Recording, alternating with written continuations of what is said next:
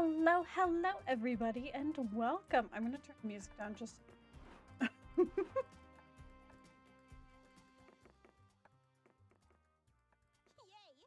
Let's go. Okay.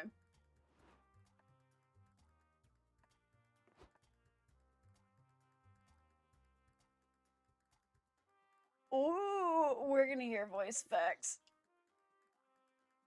But hello and welcome, everybody. Ooh. Ooh, I really like this. Kind of spooky game. I gave into my temptations and I bought it. I literally bought this like 45 minutes ago. Because I've been wanting to play it for a while. And then I got caught up on a phone call catching up with my mom. Um, she had breast cancer surgery a few weeks ago and finally got her second drain out, so she's very excited. I think just to start out so that we can figure this out, we're gonna take the scenic route. I don't know how spoopy this one is, um, but I will be adding some other spook games in my like schedule hopefully in the next few weeks. And then I'm thinking I might pardon me, add in some, excuse me. I'm slowly snacking on dinner and I've got the hiccups. But I'm thinking of slowly adding in little like hobby nights, either on the Discord or even on stream for like just chatting where I sit and talk with people as I crochet or as I write or try to teach myself how to draw. We'll see. That all depends on how much time I have, because I try to keep my Tuesdays, Fridays, Saturdays for gaming, but I can always change those up every once in a while, especially with Nanorami coming up next month. But yes, on to Monster Road Trip. We're gonna go find some new haunts. The road, mystical beast of asphalt. We once tamed it on a way, but on what became one of the strangest, most wonderful journeys of our ride. Back then, when we were young and unafraid, I love them. Summer was coming to an end when Polly and Scott planned a road trip.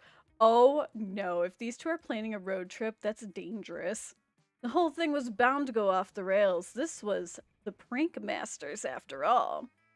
Scott Howell, 21, a werewolf athlete who compensated for his rather small brain with his stupidly huge heart. And Polly Geist, 22, a party ghost with an insatiable hunger for all the wrong things. Each of them were, by themselves, an agent of chaos. But together they were the perfect combo for hijinks to ensure. Who is their right? Oh my gosh! Who in their right mind would have agreed to join them on such a trip? I bought the DLC too. Oh, I love it! We've got our original beans. Oh, who do I want to be? Red. I don't know who you are, but you look like fun. I kind of want to. We're gonna be Hazel first because my friend voices Hazel. Here we go. All right.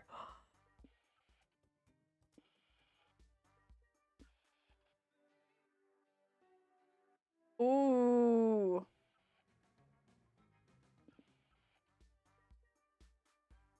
Yeah, yoinked Kirby. Yep. It's the cat who serves drinks at in Monster Camp. We're gonna do Lofi vibes. That's so freaking cute. Was the road trip a dangerous idea? Yes. Was it poorly planned? Yes. Did we do it anyways? Fuck yes. And for in the end, we were young and unafraid, and we were ready to start. I'm terrified. Driving is so relaxing. Look at hype, magic, mind, money, soul, stamina.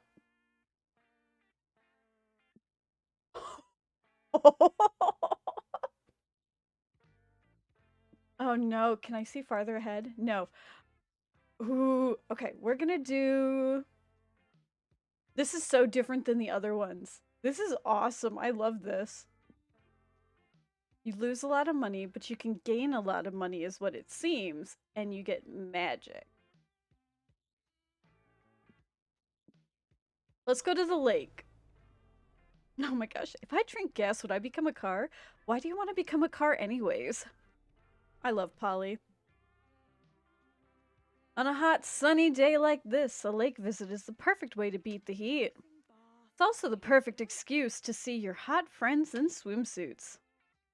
Not that you're fantasizing about that this whole time. Nope, definitely not. Cough, cough. Anyways, what do you do now that you're here? Polly, I have a question.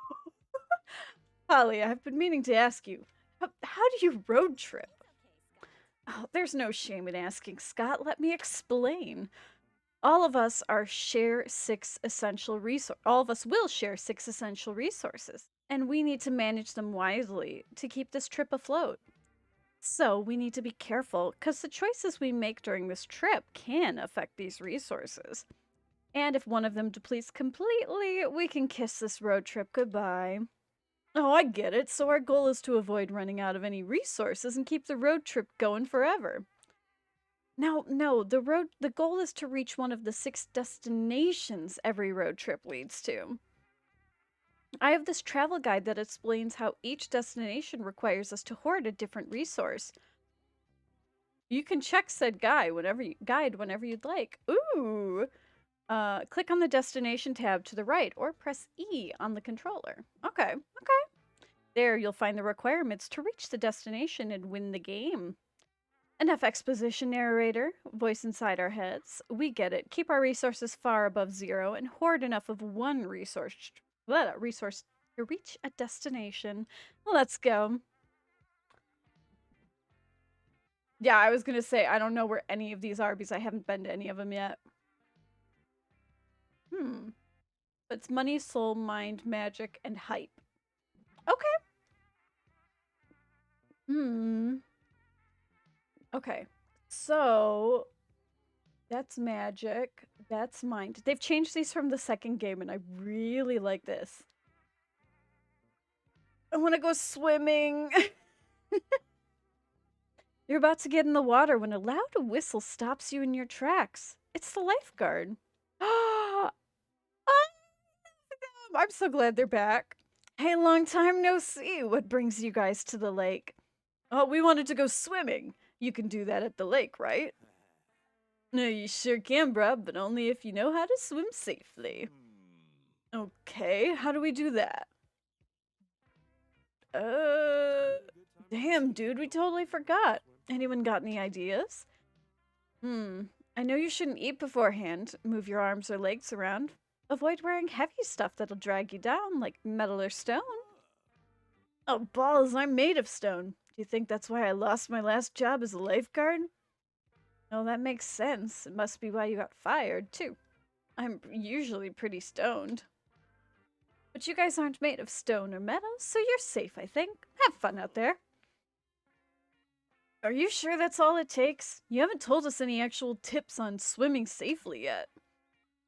Fair enough. If you're nervous, I'm sure I've got something in my lifeguard bag that'll help you swim. But then again, I also have a lot of random shit in here. Does any of this crap seem helpful for swimming, Hazel? Oh, no. Very small and intense swimming instructor that's harsh, but he's quiet. Life insurance just in case. A pair of bright arcane armbands that allow the users to cast a forbidden floating spell. That sounds like Hex. We're not going to trust the floaties. I kind of want the quiet. I want the swim instructor. Ah, he's cute. How harsh can one little otter be? You think I can't be harsh and cute at the same time? The instructor barks. I contain multitude of rookies. I'll show you how tough I can be. Swimming lessons are intense. You practice kicking, paddling, diving, washing the sensei's car, peeling potatoes. Sensei. Okay, that is not to be that girl, but I don't see how preparing lunch is gonna help with swimming. Don't question me, rookie. Potato peeling is the best way to train your body for the water. The repetitive motion, peeling motion, strengthen your palms and phalanges so you can carve your path through even the toughest of riptides. Fair enough, but what about the car washing thing? How will that help us swim? Okay, I'll admit that it's me taking advantage of you. But do you know how hard it is to wash your dirty car when you're 2 feet tall? I lose 2 stamina. I should have expected that. But you finally start swimming. It's super easy. Who knew swimming had so much in common with peeling potatoes? Nobody probably, because it makes no sense, but here you are. Excellent work, pupils, the instructor says. I can finally retire knowing that I've molded you sad sacks into spectacular swimmers. Thanks a million, little dude. You want a snack before I put you back in your travel cage for nappies? Yes, I request a cup of warm milk and possibly a bedtime story before I return to my slumber. Can do. You put your instructor to bed and gain +2 hype from swimming at the lake. Oh! Oh! I love this! Ooh! Futuristic gas station, transport to the future.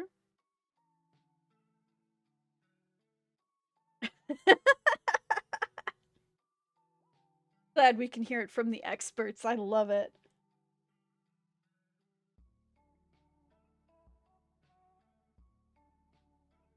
If anything cheese related comes up, I'm your gal. As a Wisconsinite and cheesehead, 100% I'm your gal. Okay. Do we want to go to the Wig Museum or the futuristic gas station? Again, I haven't played this yet. I've tried to avoid everything because it just came out a few days ago and I was going to stream it on like Friday or Saturday. And now plans are kind of changing around. I'm going to do an early stream on Saturday because I've got, I'm going to a haunted house with some of my coworkers and friends. But I may do an extra stream after it. We'll see. I kind of want to go to the Wig Museum just to see.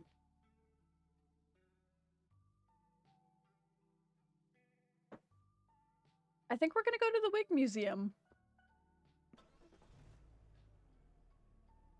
All this car's missing a good woofer.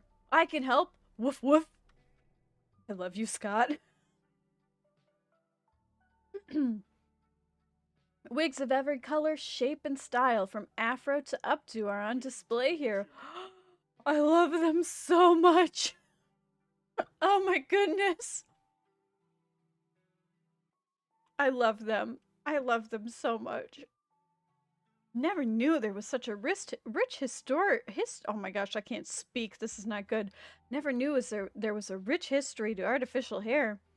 There are plenty of things to check out at the museum. You decide to. Oh, woohoo! Again, let's choose an action and make an event happen. Yes, I'm ready for all the randomness these events involve. Actually, Polly, I was checking this travel guide and it seems they aren't so random after all. Look, their different signs apparently refer to different types of events. The most common type of event is called an exchange event. After making a choice in those, you'll always lose a resource and gain a resource no matter what. Okay, that makes sense.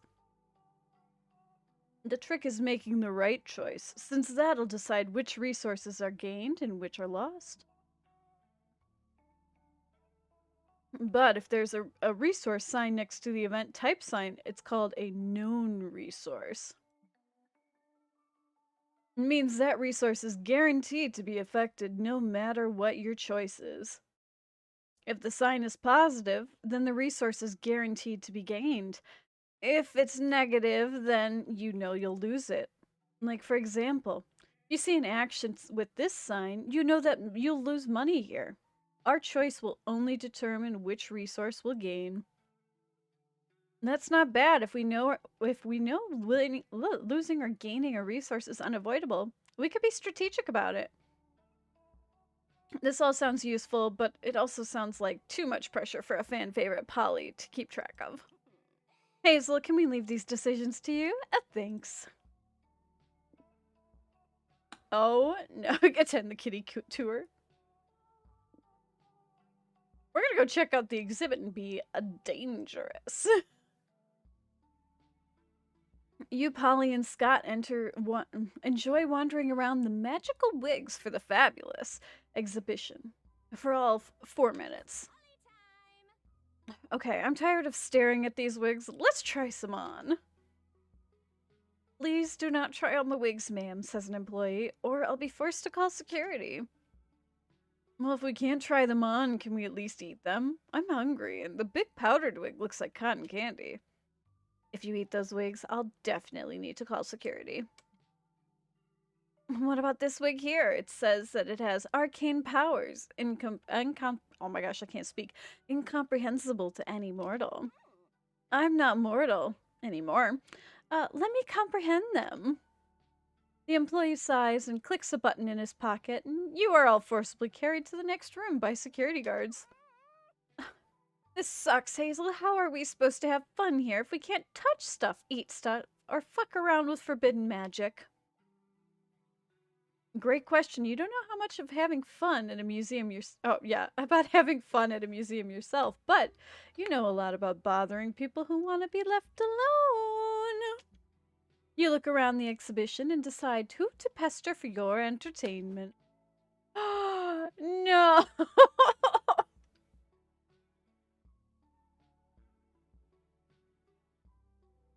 Curious fellow who seems really into wigs. I don't want to pick on him, but I don't want to pick on the heisty guy because he's probably going to kick my ass.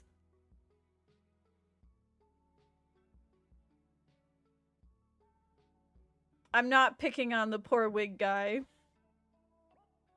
That's a big no. Said gentleman moves closer to you, casually eavesdropping and fiddling with his attaché case. I look heisty. I don't know what you're talking about. No, I guess we misjudged you. Sorry about... Okay, you caught me. I'm here to do a heist and steal the magical wigs in this exhibition. Now that you know, do you want to join my heist crew? Oh, no, we're in danger. Sure. The gentleman takes you outside to a black van parked out front. He opens the back door to reveal a bunch of people inside. Big fellow here is Tony Macaroni. He's our muscle. He's bald, as you can see, and he wants a nice, expensive wig to cover it up. Here's Miss A. Pierre, master of disguise. She can turn into anyone. Her only weakness is not having enough wigs until today. And that's codename Hard Drive. They're our hacker, also our getaway driver. We're a small team of wig heist enthusiasts, so we wear multiple hats. Yep, exactly. It's the best. But soon, we will wear multiple wigs, and the magical wigs we steal today will be the crown jewels of our collection. Once we've harnessed their powers, we'll be able to steal all the wigs we want. I love you, Scott. Solid team, bro. What's the story behind your wig obsession, anyways? It's all part of my mysterious past. A wig-wearing femme fatale filled my backstory. But that won't be fully explored until the heist sequel. Oh my goodness.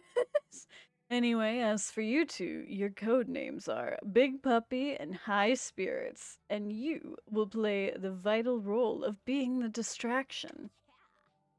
Lit! I'm really good at being a distraction. I have pom-poms and confetti grenades in Scott's pockets whenever you're ready to go. No. Your job is already over. You see, I needed you to help me distract the audience. Well, the real heist leader finished grabbing the goods.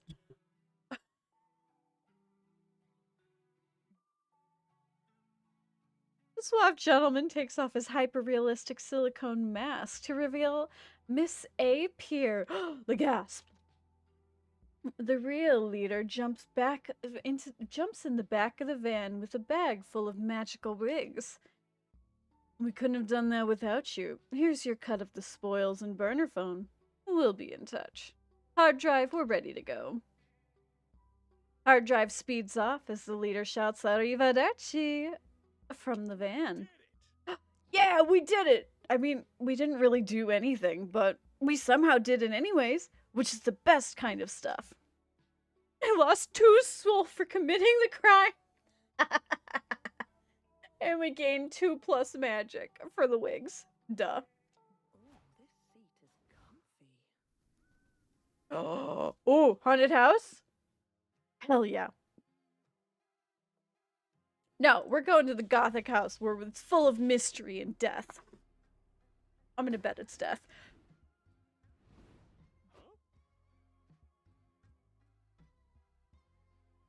A car stopped. Whoa, I'm getting dizzy watching our resources going up and down.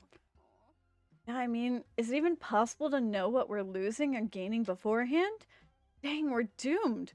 Put something on the radio. We may fuck up this road trip, but at least we'll fuck it up while having some fun. Okay. Welcome to our humble radio show where our guests give narratively convenient road trip tips. Today we're having a road trip survivor, Cormac S. Thompson and Hunter McCarthy. Guys, what can you share with our audience? Let's start by saying that the #1 cause of road trip related deaths is not properly understanding how to manage resources. Ah, yes, the dreaded 6 most unexperienced road trippers think. Oh, yeah, most unexperienced trippers think they behave in arbitrary ways, but that's simply not true.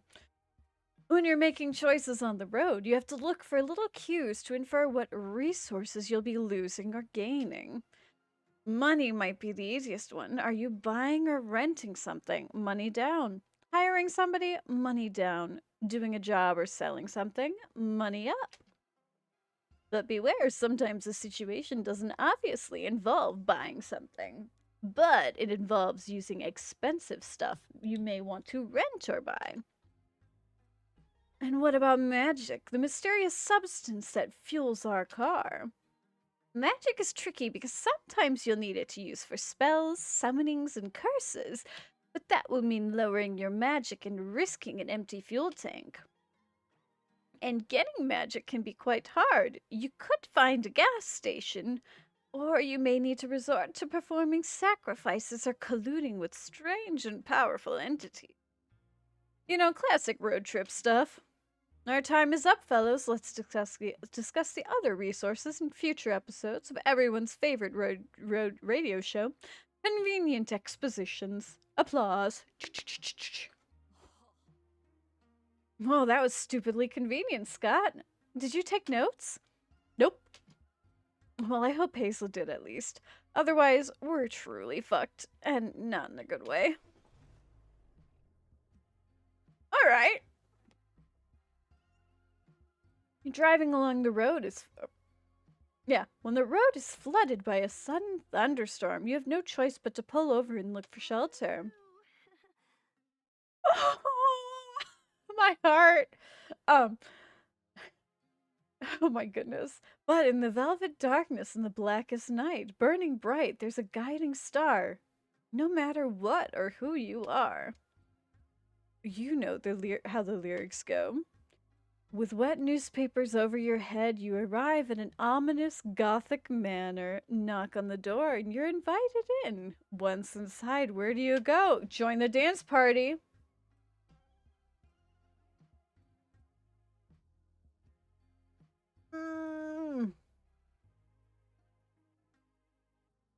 Oh no. We're going for the chamber music.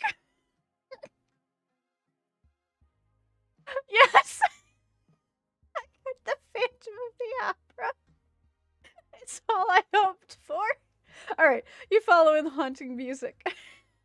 To a grand ballroom where a cloaked figure is in a white masquerade mask is playing the organ. He greets you. Oh, I love him. Oh my gosh, my heart. Oh, strangers, behold my tragedy. The opera I compose are only to be sung by an angel who has stolen my heart. Ooh, sounds saucy. Who's the lucky one? A beautiful singer of passionate mezzo-soprano voice who visits this manor every night to rehearse her mesmeric music. If only I was brave enough to ask her to become the star for my grand opera. But alas, she's here. Hey, Scott, Hazel, let's go check this out. Maybe we can hook this weirdo up with the mysterious lady. Copy that. You go to the entrance hall and see the organist's muse enter the house. Yas, bitch, turn up that organ, lay down that funky gothic beat. She looks cute as shit. She begins twerking in her revealing spandex bodysuit and stiletto heels. Oh shit, that's Priscilla Bronte. She's the horniest pop star in the charts right now. I'm losing it. Scott, do the talking. Oh, Miss Bronte, ma'am. Would you like to become the star of an opera? It's written by the organist whose music you seem to like so much. Hey, you hot hunk. Sorry, but I think I'll pass. These organ tracks are total bops, but operas are like for wrinkly old people with monocles and shit. Not my brand, not my scene. Where's the sass? Where's the ass? Fair enough, but what if we came to you with the right opera for you? Whatever that means. Sure. Organs are like pianos full of sexy metal dicks, so I can make that work. Oh my god. You go back to the tragic composer with the somewhat good news. Oh my gosh, if you all can come up with an opera good enough for Priscilla, she may agree to star in it. I'm terrified.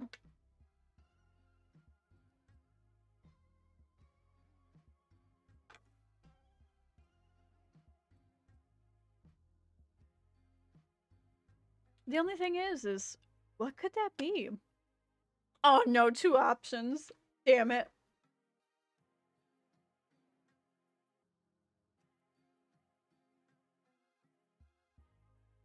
Oh, rock opera. ASMR opera? No. The opera everybody loves. You know the one that goes like da dum dum dum da dum dum dum da dum dum da da da da dum dum dum. I did that way too well. Opera was reborn once already through rock opera. Maybe it's time for the most thrilling twist on the genre yet. ASMR opera. I have no clue what we're gonna gain or lose from this. But she seems to not like opera, so I feel like this is the wrong choice. But ASMR opera, I don't think that's a good choice either.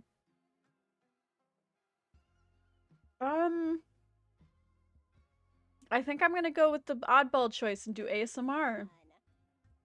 Ooh, good idea. ASMR is super trendy right now.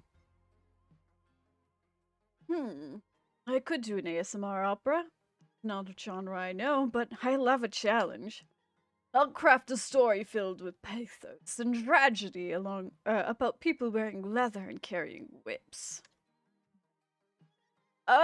No. ASMR is like whispering and doing mouth sounds close to the microphone. Ooh, mouth sounds. That sounds kinky. I'm in. Well, not all ASMR is kinky. It's also useful for relaxation, meditation, sometimes spiritualism. Yeah, I get that. But if I'm gonna do ASMR, it's gonna be that raunchy, freaky shit.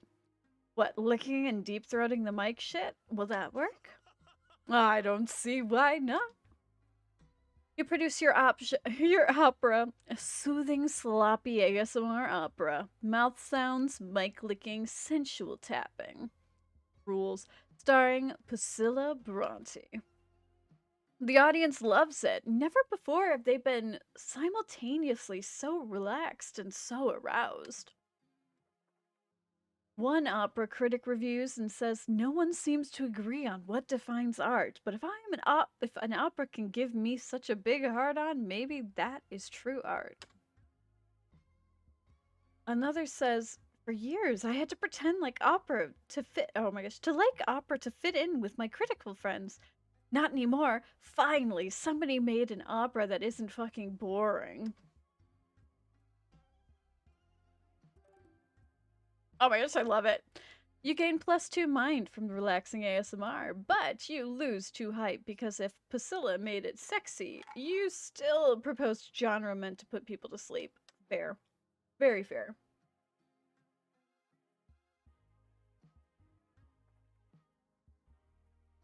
The show closes and the organist approaches Priscilla. Mademoiselle, I can't hold it any longer. I'm deeply in love with you. Your voice is an angelic glimpse into what true beauty is, and each time you open your mouth, I'm transported to what may surely be paradise. Ah, thanks. You're cute in a gloomy, creepy way. Want me to swallow your mic? Oh my goodness. And so she swallowed his mic, and which means we mean his penis. If that was unclear, the true love story. Driving is so relaxing. Oh. Oh. Fuck. We're going to the animal sanctuary. You a cat person or a dog person? I'm a Scott person. Come here, big boy. They totally date.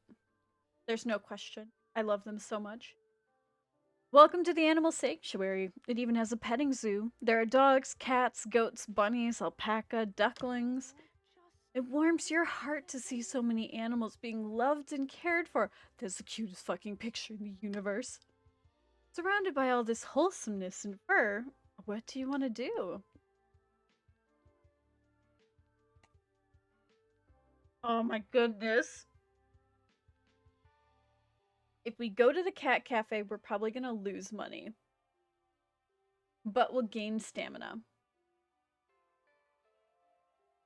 But we'll gain soul if we go and volunteer to rescue the animals. But what would I lose? Maybe mind?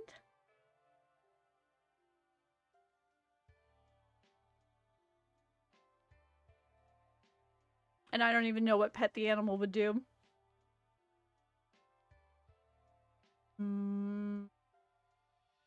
I feel like he'd get bit. I feel like Scott's gonna get bit. We're going with mystery. You're checking the place out. Booping the snoots with all sorts of cute critters when you run into a familiar witch. Oh, she's cute! Hello there, what brings you all to the petting zoo and animal sanctuary? We wanted to pet the cute animals. This place is so cool. I agree, I love volunteering here. It's a great place to meet some animals and maybe even adopt a critter in need. Feel free to pet all of the animals you like. We've got puppies, kitties, duckies, alpaca-ees. What about geese? They look cute. No, I don't recommend that. Never trust a goose. Faith goes back to working her shift, and you get to work petting some animals. You go to the bunny pen to stroke a rabbit's soft ears. One rabbit puts his nose in your pocket. Aww. And then it grabs your car keys in its mouth and runs off. Aww. You chase the rabbit around the pen. You can't catch it, but you are attracting attention. Kids are pointing at you and crying, "Stop trying to steal the poor bunny's car keys." But those are our car keys. The rabbit stole them from us first. That's exactly what somebody trying to steal the rabbit's keys would say. Great, even if we get the keys back, we'll be found guilty in court of public opinion. Hazel, what do we do? Oh my god.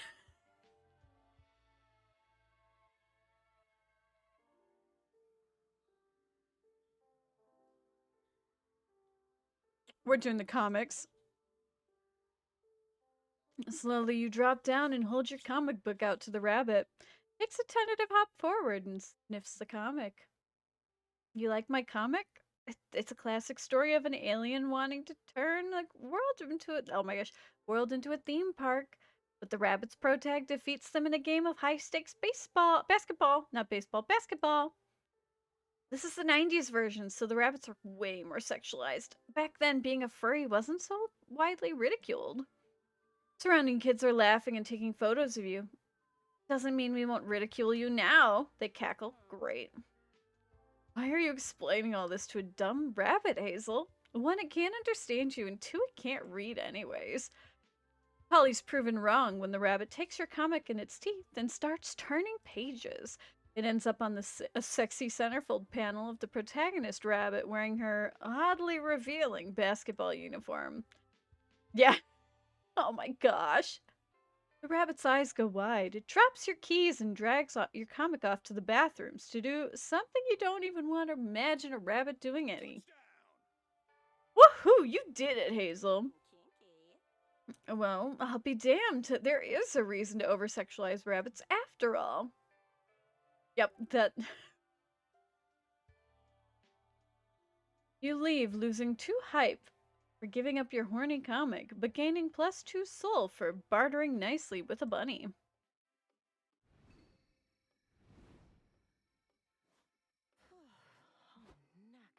Ah, finally a place to rest.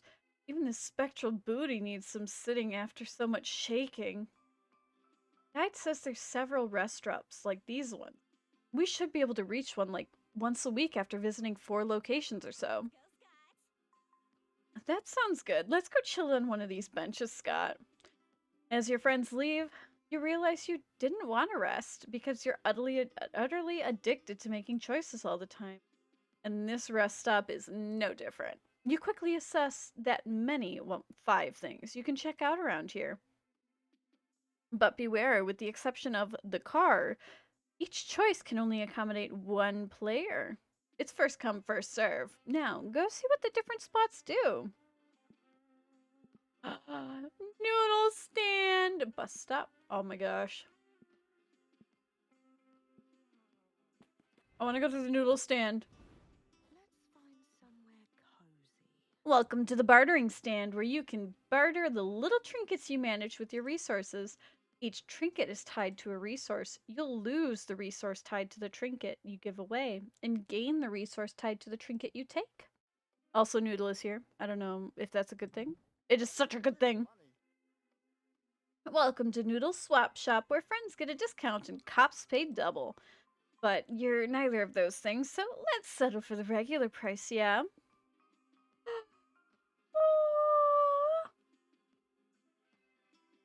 What has got snacks? Gas canister. That'll lose me hype. That'll lose me magic. Postcard from we're giving up Scott snacks. Anyway, here's my Wonderwall. Multiplication, flask of holy water, Wonderwall. Hype went up, stamina went down. Okay. Okay. Dragon heat. Thanks for stopping by. See you at the next rest stop. How do you know I'll be at the next rest stop? Because you're an endless time loop, silly. See you in 4 more turns. That's creepy as shit. Okay.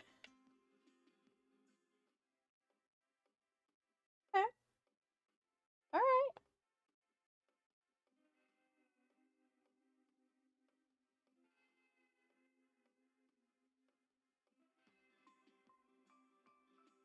I'm still taking little bites of food. Ooh. We've got Magic and Mind that are in the lead right now. Week 2. Hands on the wheel, eyes on the road. Planetarium. Oh, our ranch. We're embracing the inner horse girl. 69 bottles of beer on the wall. Nice.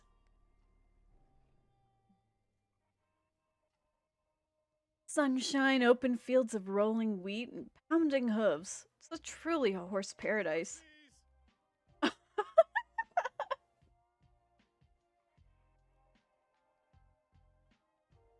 Science has proven there are 3 key activities to do with horsies. Question is, which one are you doing today? Oh, wait a second. That event type sign looks new. Yeah, according to our travel guide, that sign means quantities event. They work a lot like exchange events. We always lose and gain equal amounts of resources, and we have to guess which resources are tied to which options. Main difference is the amount of resources that are affected by each option differ. They can be affected by, oh my gosh, a bit, some, and a frickin' lot. Scott, you never swear. Well, that's how the travel guide phrased it. Dang, so what's this foul mouthed travel guide basically saying is that we can choose to play it safe or go bonkers. You already know what Mama would choose, Hazel. But this one's up to you, boo. Go for it. Oh my god, whisper to the horsies, ride the horsies. We're gonna worship those horses. Mystery. You all approach the stables, but find they're already full of people visiting the ranch. You're surrounded by young girls in blue jeans and ponytails. They're bowing to the horses and filling diaries with horse doodles. You also see a familiar. Oh! It's Sawyer! Sawyer's a horse bean! I'm taking my guesses right now. It's Ginger Fuckubus you met at the summer camp. Oh my god, look at their outfits. I love Scott and Polly's outfits. And Sawyer has their original outfit. I love it. Oh my god. Oh, hey there. Hey, Sawyer. Whoa, what weird stuff happening back there. Oh, it's the horse girls. They love worshipping the horsies. A bit weird, but I sort of get it. Horses are beautiful and gentle and easier to talk to than people sometimes. I even consider myself a horse girl from time to time. Oh, really? But I thought, you know. Yes, for the most part, I prefer using non gender terms for myself, but it's sweet of you to remember. But I don't know. I think to that, I like to think that horse girl sort of refers to a way of life, like something that goes beyond gender. That's just me, though. It's not one size fits all. It's best to always ask first. You know what, Sawyer? I may not be a girl or a horse, but I think I might be a horse girl. Nice. So are you not joining the horsey worship with the other girls? Nah, they can get pretty intense. They say the worship grants them secret horsey magic or something. I'll try it. Now that I'm a horse girl, I'll honor the horsies by playing the basketball game horse with them. I'm sure they'll love to be included. Well, I mean, horses aren't really known for their basketball skills, but sure, knock yourself out. I love Polly. I'll knit my new equine overlords a beautiful saddle blanket.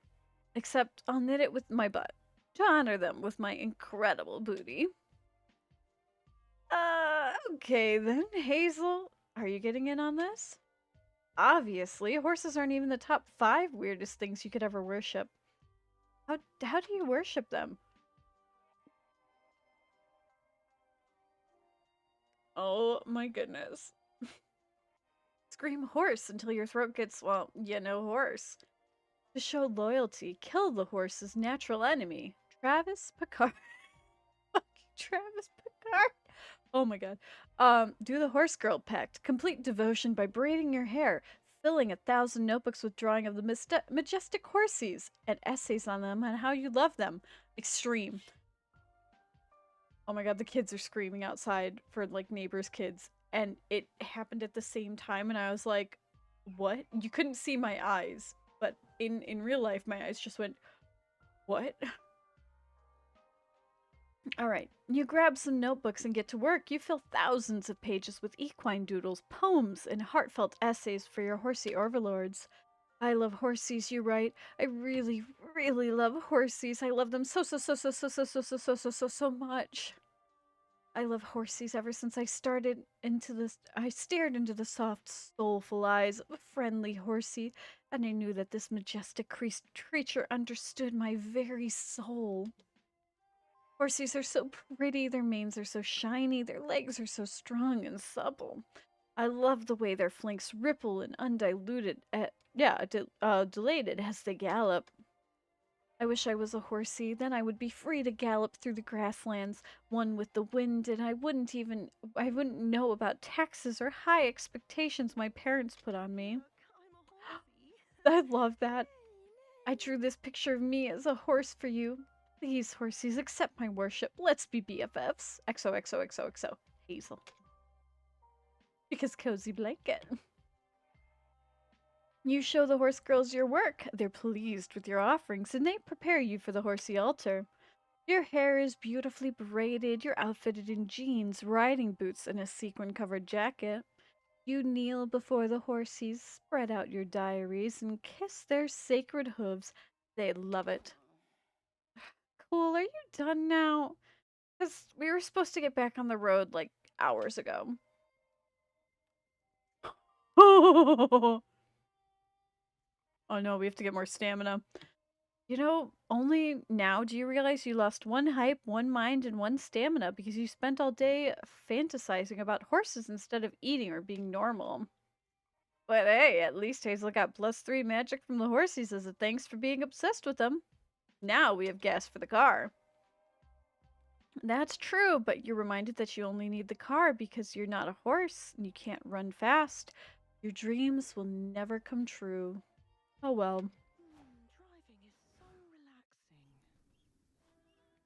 relaxing. Ooh. Cindy under attack? An experimental prison? Hmm.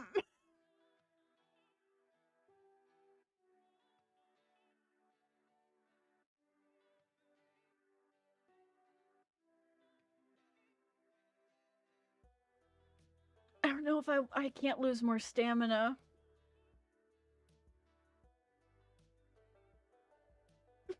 We're gonna go to the city under attack. Isn't it cool that nothing ever happens on this road? What? The car stopped? Hey, Polly, look what time it is. Fuck yeah, put on the radio, Hazel.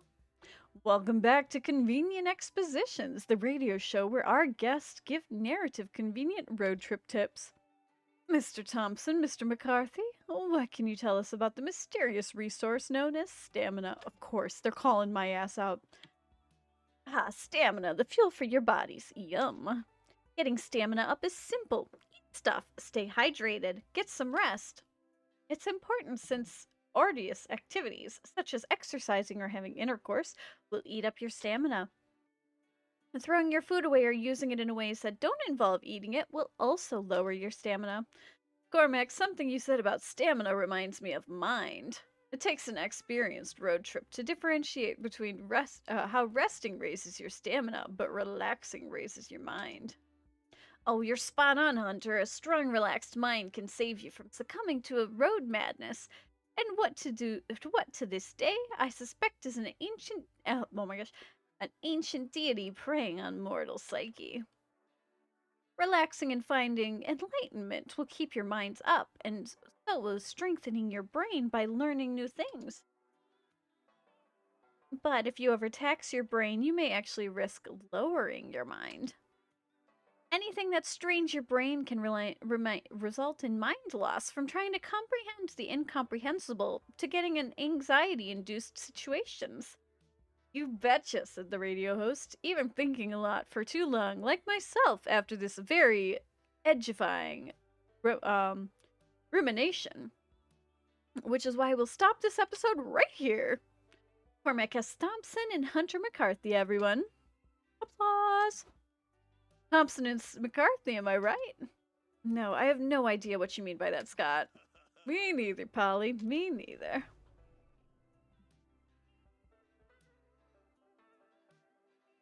It's Godzilla! Burning buildings, screaming people, and eardrum shattering roars. There's no question about it. A kaiju is attacking this city. I'm not sure why you decided to visit a city obviously experiencing a deadly event. But then again, I don't know why I even expect logic from you anymore. Nevertheless, you now need to protect yourself from death by giant reptile. What do you do? What's that symbol? Progress through stages by always picking options tied to a high resource.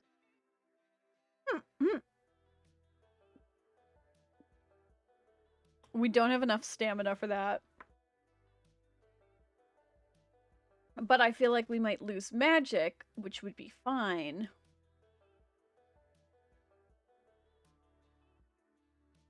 If we accept our fate, we would probably lose some soul.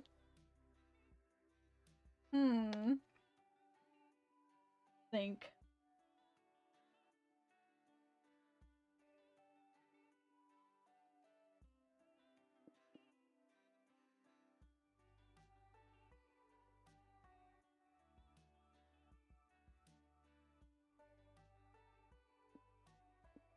These ones are equal exchanges.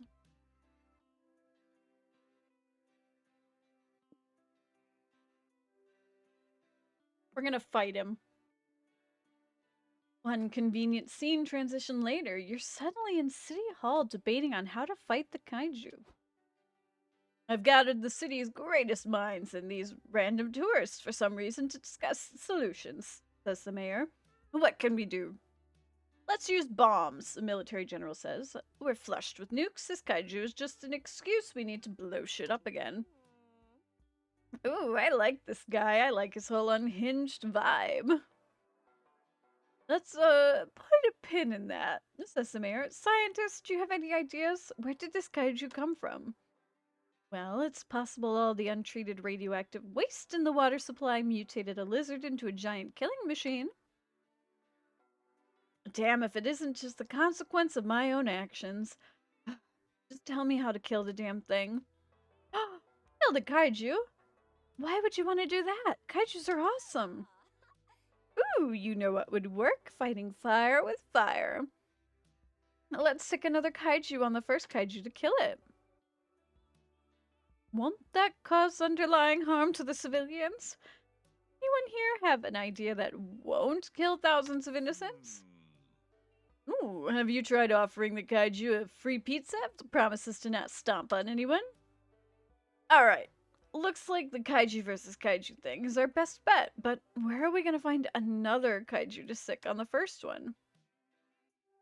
Hey, for some reason you know exactly where, you just need to...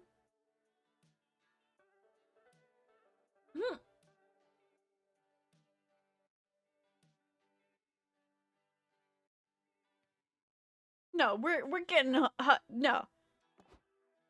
Hyperion? That's just a legend. Nobody even knows it exists. But we're in movie logic territory right now. Everyone knows that if a movie character says something just as legend, it's usually true. Time for a hippo hunt. New search takes you to the Hyper Hope Island, where it's said that the Hyperion and other giant hippos have battled for centuries to consume the most balls. Don't ask me why they fight over and eat balls. Ancient legends are fucking weird. In the end, Hyperion finds you first. It towers over you, blotting out the sun, and booms. Do you have any balls? I got 2 of them. Wait, you're not gonna eat them, are you? I know, I was like, the robot? I want the hippo. You all lure Hyperion back to the city with the promise of many balls to eat. The kaiju and Hyperion size each other up. Give me your balls. Make me, says the kaiju. Hyperion tackles the kaiju. Action-packed battle ensures. It would cost like triple this game's budget to show it to you, so we'll just have to trust me when I say it's very, very awesome. At the most dire moment, it seems Hyperion is beat. It falls on its back, perhaps never to rise again, and cries out, Brethren, I call upon your strength. Feast upon these balls. The ground shakes and 3 more giant hippos come out of the sea. They're the hungry hippos Hyperion eternally fought, come to defeat the greater foe. The hippos form up like Voltron and kill the kaiju. It fucking rules. Afterwards, the hippos feast on the kaiju's balls. Oh my god. But they're still very hungry afterwards. You satisfy their appetite by playing a giant game of Hungry Hungry Hippos. It's hella fun. You gain +2 hype. Yep, but we lose 2 stamina because it takes a lot of giant balled up food to appease the hippos. We need to get some stamina. Oh! Some stamina? Food. Drill gas station. I don't need money. I don't need money. I need stamina. Hmm. We're going for money. How much money do these people have? Like $100 at least. Scott.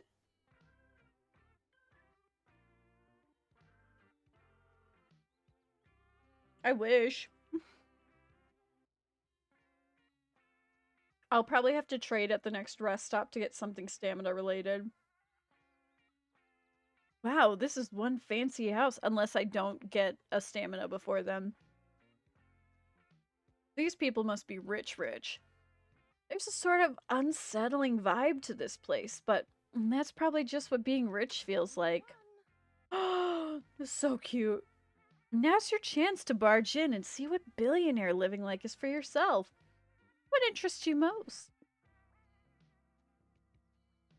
Oh my god. Family games. You and your friends knock on the front door of the manor and are received by a butler. Greetings, guest. Are you here for game night? Sure, I love games. What are we playing? Let's find out, says the butler with an evil laugh. This seems legit. You're led into a sitting room filled with rich people eating.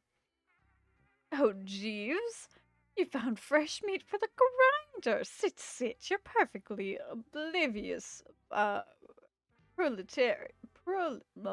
Yeah. We're just finishing supper. Oh, we're just finishing supper, said the creepy twins. Do you like second-class citizen tartar? This tastes pretty familiar. Like something Wolf Scott's eaten before. Except, if I remember right, this flavor screamed when he bit into it. Oh, let's get to the game. We've got a very special game planned tonight. Jeeves, fetch the box. Jeeves returns to the tabletop game called The Game of Life and Death. Have you ever played? You move your piece across the path, in whatever direction you are, the square you land on, you must complete. If you win, we can give you a monetary prize. Oh, if you win, we can give you a monetary prize. Money is the only thing we understand as a token of appreciation. These are some weird ass squares, like the player to your left can cut off 3 of your fingers. You must spend 10 minutes in the murder room. It's okay. There's some good squares too. This one says if you land on it, you get to eat a banana. Look closer. It says you eat a poisoned banana. Huh? Scott, that's bad. Oh. Well, if you don't like the game, you can play sports. But be advised, sports for rich families is just hunting poor people with crossbows. Fine, board games it is. Looks like you're up first. You roll a 5 and come to a fork in the roll. Which square did you decide to land on? Oh no.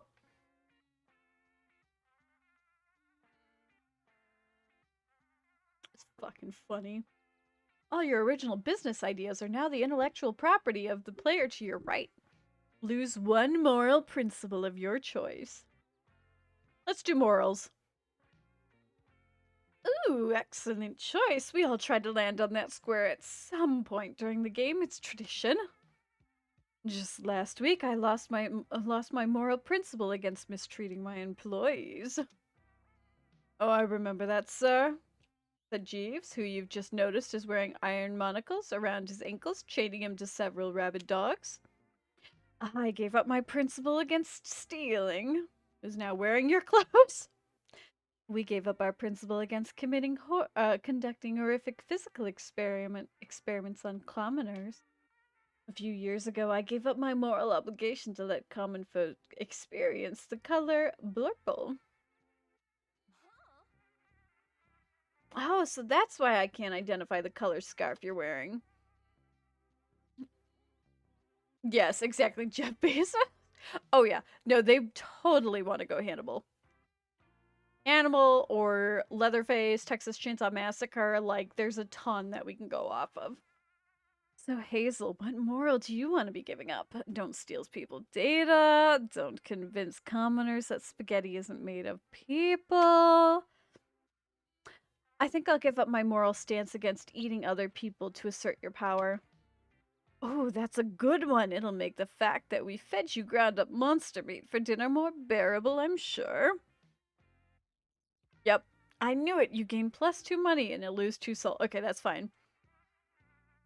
Yep, but still condoning cannibalism cost you -2 soul. Oh, this seat is comfy. I need stamina. Nope.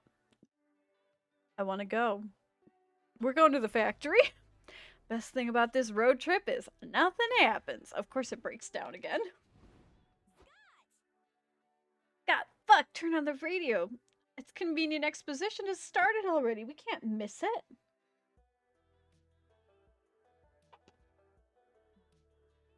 Roger.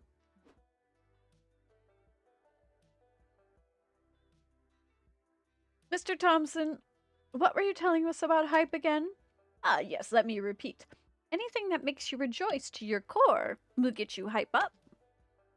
That includes laughing out loud, doing thrill-seeking stuff, or going to town. If you know what I mean. Wink. I like keeping my hype strong and vigorous. That's why I avoid all stuff that lowers my hype. I like doing boring stuff, mingling with dull or annoying people, or choosing mundane solutions over epic ones. Amen. Speaking of boring stuff, you know what else is boring? Being a good person. But sometimes you need to be if you want to keep your soul up. Yeah. Why do we need to have soul anyways? That beats me. At least soul is quite easy to manage. Doing good deeds, soul up. Doing your worst self, soul down. So remember, kids, don't underestimate the power of keeping strangers while you're... of helping strangers while you're on the road. You gotta keep your soul healthy and clean. Amazing, simply amazing. Your tips have been extremely helpful and incredibly oh my gosh, expositive. You're providing a great tutorial for anyone who aims to have a successful car road trip. Carmicus Thompson and Hunter McCarthy, everyone. Applause. Whoa, Polly, I think I've grown as a person. Yeah, Cormac S. Thompson and Hunter McCarthy are part of the family from now on.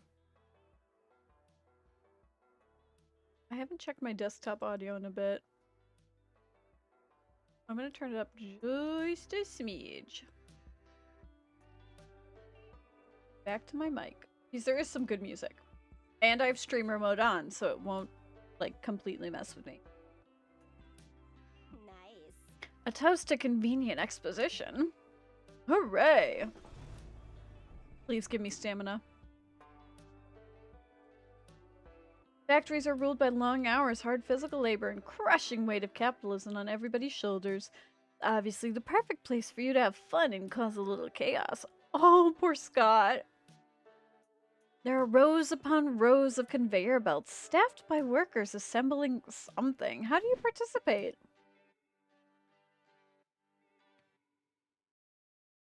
Oh my god, seize the means of production.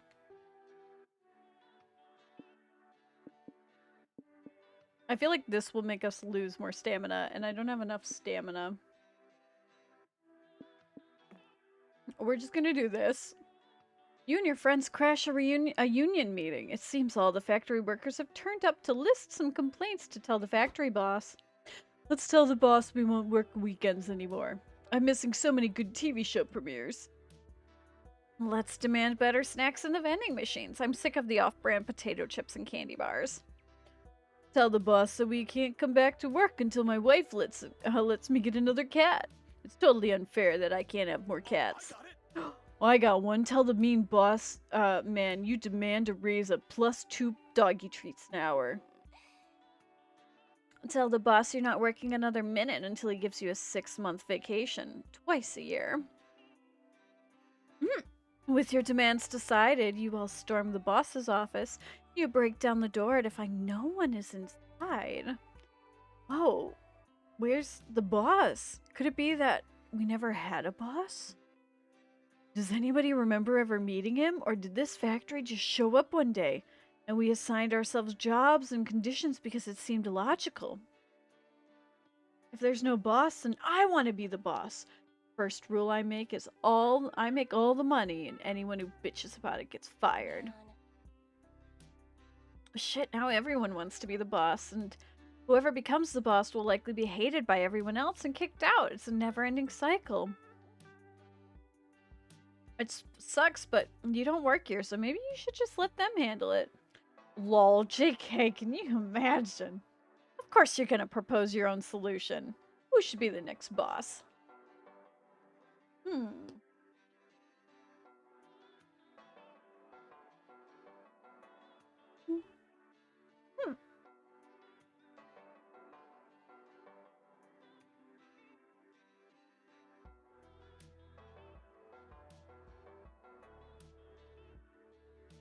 Oh my gosh, you need no bosses. Feeds the consciousness.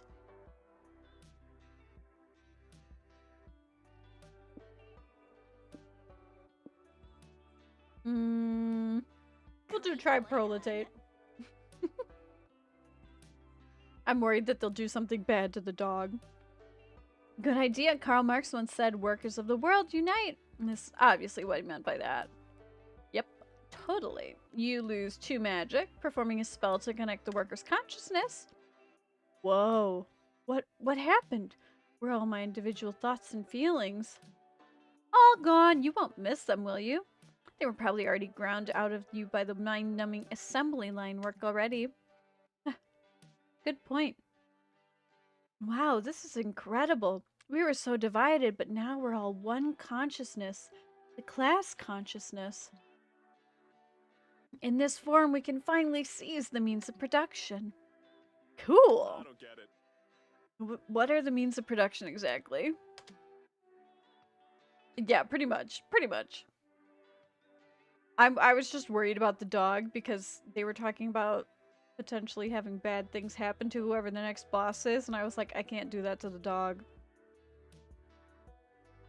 Whatever it is, proletariat seizes it out of thin air and uses its newfound power to turn it into a pair of kick-ass katanas. Thank you for your help, friends. With our powerful unity and these dope-ass swords, we can take down monopolies everywhere. Farewell. Proletariat assembles itself in a huge communist mecca and leaves the factory. Wow, I wish them the best, but I feel like class disparity is a bigger issue than we can be solved with the mecha battles between the proletariat and monopolies, you know? I don't know, but at least the katanas were cool.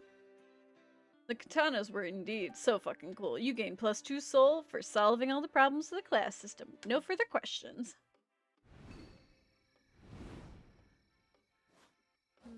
I can hear the crickets. I can hear the crickets. I wonder if we eat things over here at the rest stop. Such peace and quiet. Welcome to the benches where you can relax and talk with either Polly or Scott. The conversations you can hold with them are a chill narrative treat, with no choices to be made. If you have enough conversations, you might score a date ending with one of them. Also, by having a conversation with Polly or Scott, you'll achieve the chaotic energy passive effect, which will remain in effect for the following week. Oh, what does it do exactly? Find out for yourself. Now go get some small talk. Conversation effect. For 1 week, all resources gains and losses will be increased by 1. Okay, it's the same for both of them. Okay, we're gonna do Polly. Her after-party adventures. Yes, after-parties kick serious ass. The sun starts rising, and then all of us creatures of the night start looking for a haven. You're super drunk or high, or neither, or both, wandering directionlessly in search of an after-party. How do you find one, though?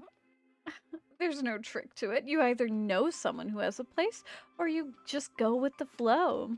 Like, literally, once I was walking after leaving a nightclub, like 6 a.m., and I was quite drunk, not paying much attention to anything but what I had in front of me. And suddenly, a random door opened. Nothing that strange, just some people that were in front of me entered their house, and so I did too. I had no plans. I just saw a door open and assumed I was going there too, not realizing I didn't know any of these people. It happened to be an after party, and when they realized I was sort of a party stowaway, they just welcomed me. Are you kidding? Imagine that. Of course, what I did was dumb as fuck. Entering random houses should always be a no-no. But I guess sometimes you can get lucky and strangers end up being actually nice. We partied till noon and forged an actual nice lasting friendship. And those strangers ended up being my good party buds, Summer, Macarena, and Cheese. Ooh. Friendship origin story? Right, wild party nights can truly be full of wonders. Join me sometime and I'll show you. Idea. Sounds like a plan. Holly spends the rest of the night sharing cool after-party anecdotes with you. She has surely lived the afterlife to the fullest.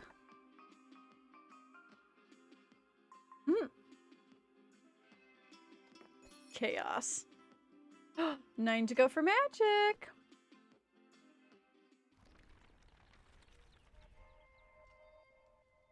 Hands on the wheel, eyes on the road.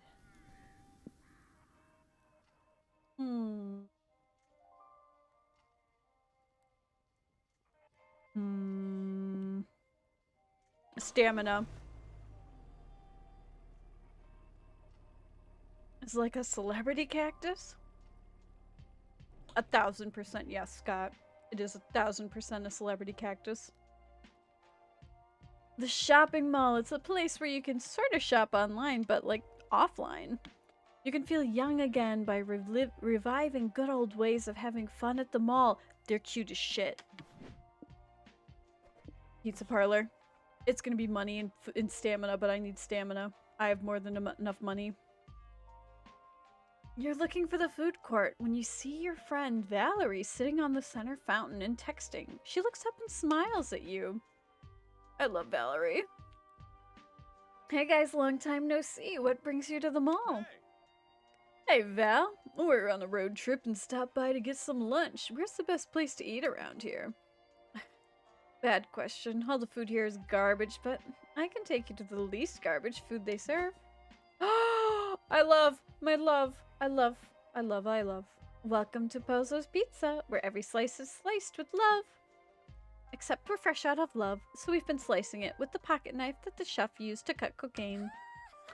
Ooh, is the Coke on the menu? Hey Sadie, I didn't know you were still working here. How have things been? You know, it's been a lot of this. Look at that blush, they're so fucking cute. Well, when are you gonna quit? You should ditch the greasy smock and start hustling with me. I earn twice as much selling junk to my classmates as I did working at Pozzo's. Thanks for the offer, but I don't mind it here. We both know the night manager would be useless without me. Alright, suit yourself. Anyways, I'll have a calzone, triple fried with extra anchovies and bell peppers under the cheese, and saucer of milk to drink. Valerie's usual coming right up. And what about you guys? I want Scott's usual, whatever that is. Is the Coke on the menu? Dang, if you're buying Coke, we definitely don't have enough money to get any food for me. Don't worry, I know all about this minimum wage life. We're running 2-price discount today. Want to use one of them? Oh my gosh. Get a free pizza if you attend the opening show of the manager's concert, or buy one pizza, pay for 2. We're going to the concert. Wow, really? Dang, I guess you'd do anything for free pizza. I'll let my manager know. Oh, you chose this! You're led to the alley behind the mall, where several pizza boxes have been stacked to create a makeshift stage. Behold, I am the face of greed. I demand money because I don't get paid enough for this shit. Pozo's manager comes out next. Behold, he screeches. I am the face of wrath. Tremble before my bloody visage. Dude, all you did was smear pizza sauce all over your face. It's too watery to even look like blood. Behold, he screams, holding a hand mirror up to Valerie. Here stands the face of consumerism. Get that mirror out of my face. I'm not declawed, motherfucker, and I'll prove it. The next 3 hours are filled with the manager screaming at a mannequin covered in melted mozzarella about the lies of mediocrity. There are a few other patrons here, also bored to tears. You here for the free pizza? I think he was at one point, but now he's asleep on the slice of pizza hanging out of his mouth. Or he's dead. I don't know. He's dead? Do you think he'd miss that pizza slice? You gain +3 stamina and I lose 3 hype. That's fine. That's fine. Driving is so relaxing. Oh.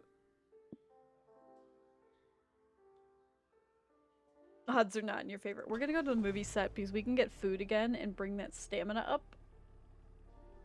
Or if we have the chance to bring magic up, we will. Oh, it's cute. Everyone at some point wonders what it would be like to be a movie star. I still don't know what that's like, but you're just on a humble road trip trespassing on a movie set. This might be one of the closest you'll ever get to Hollywood, so make the most of it now. What do you do?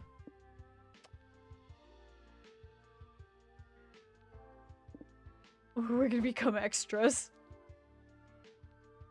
Look at how cute he is. You all go to audition to be extras. Scott is super hyped to audition for his tree costume. Whatever makes him happy, you suppose. You're called into the room with the casting agent and the lizard man in a cardboard mask. No. Of course. Of course. Of course. Why? Why is it always him?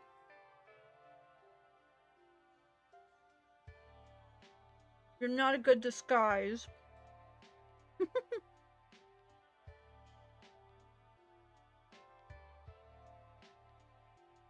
How do you do, fellow kids? I'm the junior director of Hiding in Plain Sight. It's important that all extras be able to camouflage in with the crowd. Hey, Counselor Flash, you brought your costume from home too. Awesome. How did you know it was me? I mean, good job, kids. You passed the test. The most important role of the extra is to blend in, and if you can do that, you're already an expert. Ignore him. Security's tried to throw him out 6 times, but he got too many disguises and keeps pretending to be set pieces.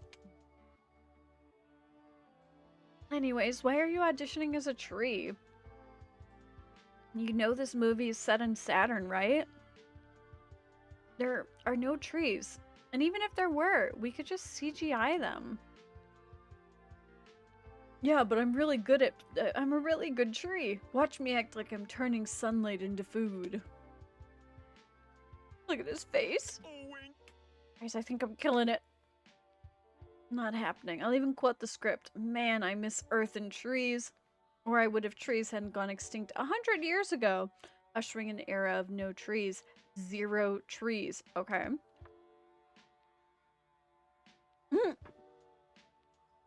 Oh my gosh. Then the director walks in and gasps. Who is this beautiful tree man? You are my new muse. We'll rewrite the entire script of this pro-treeganist. Casting director forehead hits the table. This is going well. Now it's time for you to audition. What part are you going for? Oh my gosh. It's Scott's time and you're okay being in his shadow. Be the shrub to his tree. Everyone's the protagonist in their own story, therefore isn't everyone also an extra in somebody else's story? Audition. Oh my gosh. Yep, we're gonna audition to be the lead role. No, we have a leading actor already. A weird proverb isn't going to make me want to recast that. And you can still be an extra though. We'll just see about that. And you get to set and start filming the Saturn Saloon shootout scene. This planet ain't big enough for the two of us. Well, technically it is. Saturn is huge, but I'm gonna shoot your ass anyways. Oh no, they're gonna kill each other. Just like my father was mysteriously killed 18 years ago. Next, you film the lovemaking scene where the protagonist bangs the femme fatale in an alien egg sack.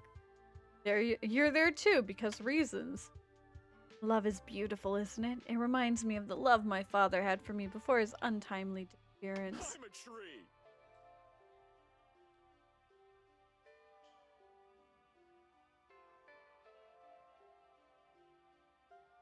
Oh my gosh.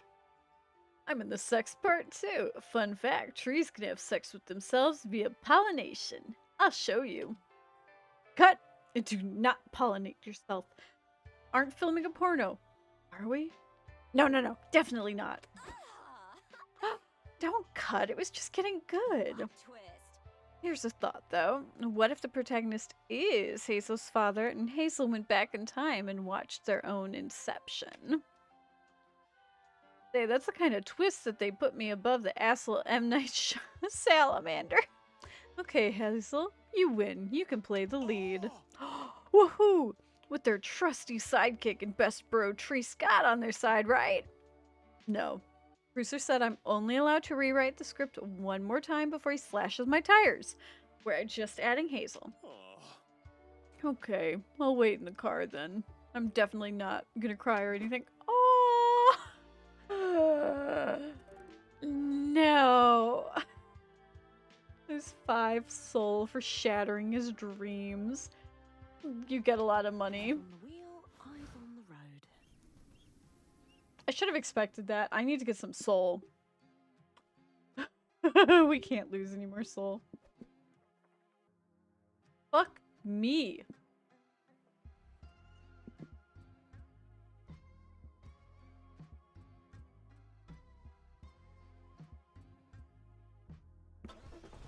We'll go over here and do the mystery.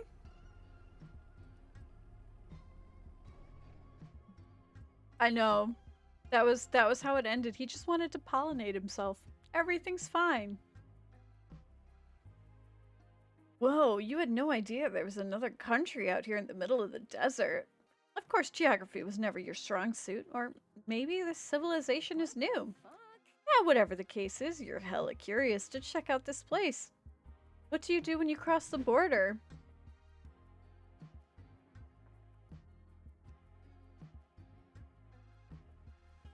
We can't lose any more soul. We could probably lose some mind. Let's learn their customs. This country is a little more than a cottage in a small field, so you knock on the door. Hey there, foreigners. Welcome to my country, Noodles, Europe. Noodles? Europe? But isn't there already a continent called Europe? Yeah, but I liked the name. Don't like it? Make your own country. Alright, live your truth. So, what are some of the customs of Noodles, Europe? One of it is common European custom to breathe using your lungs. It began as a fashion statement in the upper class, but it became popular in all social castes when people realized lung breathing was the best way to not die of suffocation. And we also eat everything slathered in mayo, except for no mayo Mondays, when eating mayo is punishable by death. And the favorite cultural pastime is to write Don Quinnox. Quinnoxty. You mean read Don Quinnox? I don't know how to pronounce that. In my head, I'm like, I'm reading it, and my brain is like, nah, you don't, nah. No, write it. No European has ever read the original works, but we know about it through pop culture, so whenever we have free time, we take to writing the stories ourselves.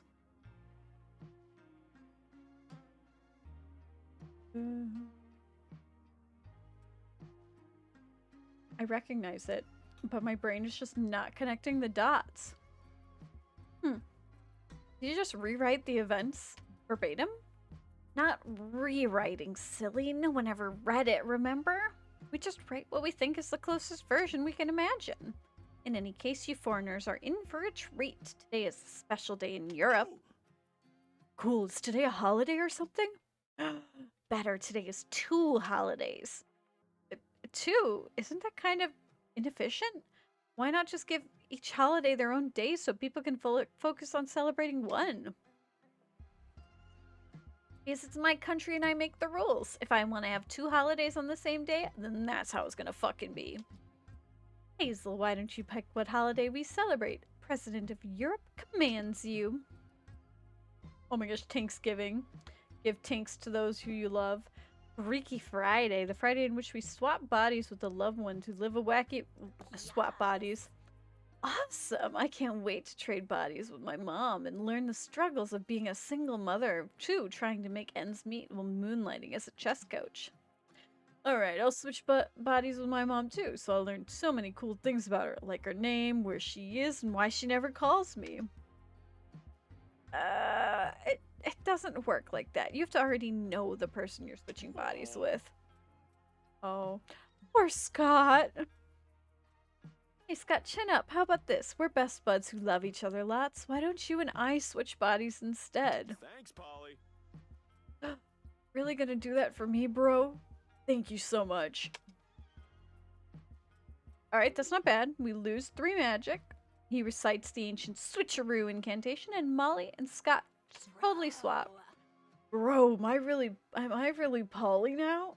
Weird. I should try talking like Polly. Hey, boo. I'm Polly. I'm gorgeous and funny, and I read big books, and I do a lot of dances with my butt. Watch me go. Fine ass. Nice moves. Damn, they have a fine ass. Okay. I'll try something being you now. Check it out, bros. I'm Scott. I have big muscles and even a bigger heart. Sports, sports, sports. Wow, you totally sound like me. You almost had me fooled. That you were Scott. Thanks. Ready to switch back now? Being body swapped is fun, but this heartbeat of yours is really distracting. Noodle reverses the spell, and your friends are back to their old selves again. Great work, but it wouldn't be a true Freaky Friday if we didn't learn a moral lesson along the way. What did you guys learn? I learned that Polly is very impressive. Doing her signature dance requires a lot more butt strength than I thought. Thanks, Scotty. Oh, thanks. I learned that it's hard being in Scott's shoes because it's hard to bend down and tie your shoes when you have so many muscles. What did you learn while you were body swapped, Hazel? Oh, I didn't swap Hazel with anybody. I figured nobody loved them enough to change bodies with them. Ouch.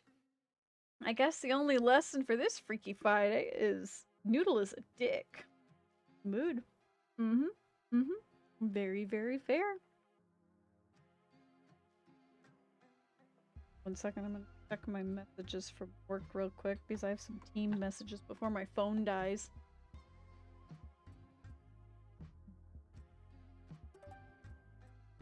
At least your friends gained +3 soul for you while they were body swapped. Which is good. We needed that. Comfy.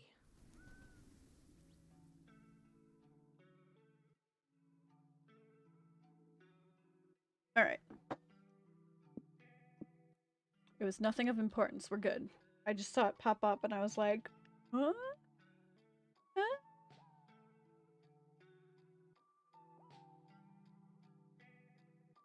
Not me. Totally, being still.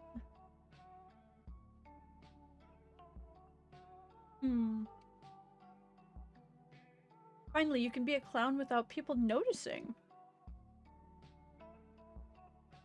We're gonna go to the outpost. Well, the Vanderbilt has been busy.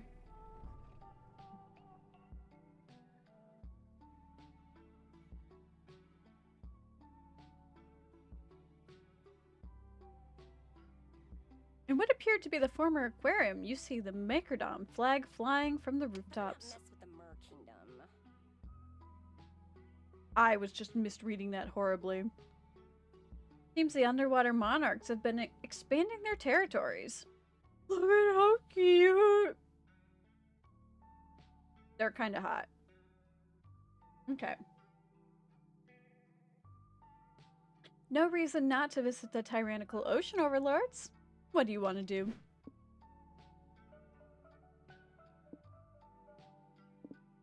I want to go to a ball. Let's go to a fancy ball. I wonder what we'll lose.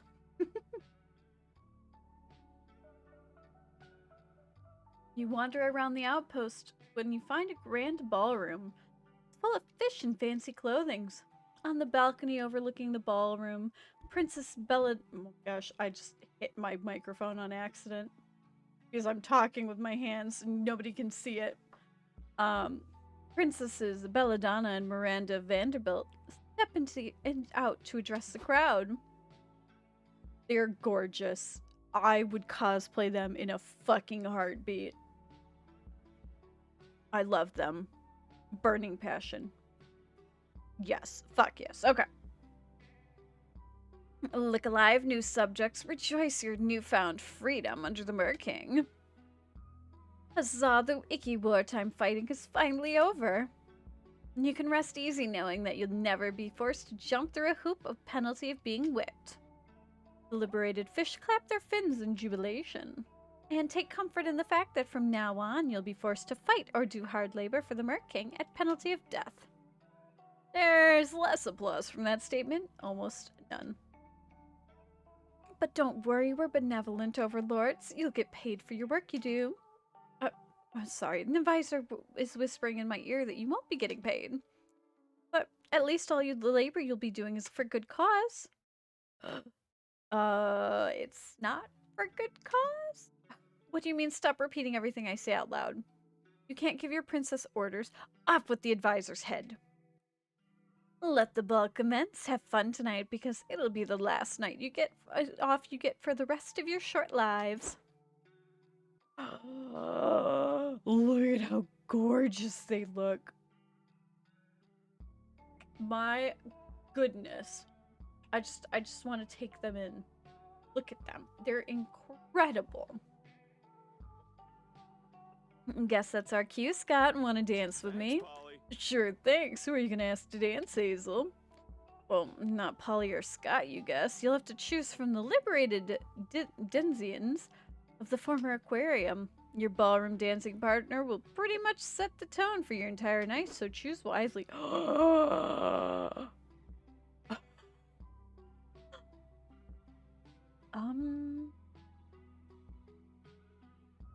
It's Merlin! It's Marlin!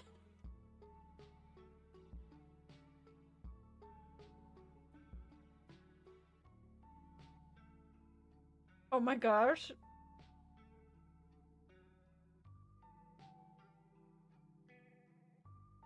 Marlin the clownfish. I fucking love it. Or Flipper. Philipper. We're going for Marlin. You walk up to the clownfish, gloomily stirring his drink, and ask if he wants to dance. No thanks. You shouldn't even be talking to me. I'll only drag you down. You're young and so full of promise and opportunities. You bet we are, but I'm also full of class, sass, and a big twerking ass. Lucky you. Just wait until you get old and jaded like me. My youthful joy never came back since my son disappeared. Sorry, bro. Dang, I'm sorry, bro. How long ago did it happen? About 20 years ago, but the wound still feels fresh. Hate talking about it. But you're the one who brought it up? I tried so hard to be a good dad. I kept him safe and never let him out of my sight. But I turned my back for just 1 second to refill my flask, and he runs away. What did I do wrong? Guess I'm just fucking poison. Every relationship I've ever had has deteriorated. All I've had to do is push people away. Yep, it's definitely working on me. Scott, you want to ditch this clown show and hit the dance floor now? Unfortunately, you're not as good as Polly at making up. I was hoping that it would get better. Making up excuses so you don't have to spend the rest of the night with cheering up this guy who lost his son. You gain +3 soul for hanging out with this social outcast at the ball, but you lose -3 hype for finding out he's an outcast in the first place. Oh, we're gonna need to get some hype. Time for sleepy sleeps. I can hear the crickets. I want to try the bus stop. I'm knackered. This is the bus stop. You can either chill for hitchhikers to pick up, check for hitchhikers to pick up, or have a conversation with one that's already riding with you.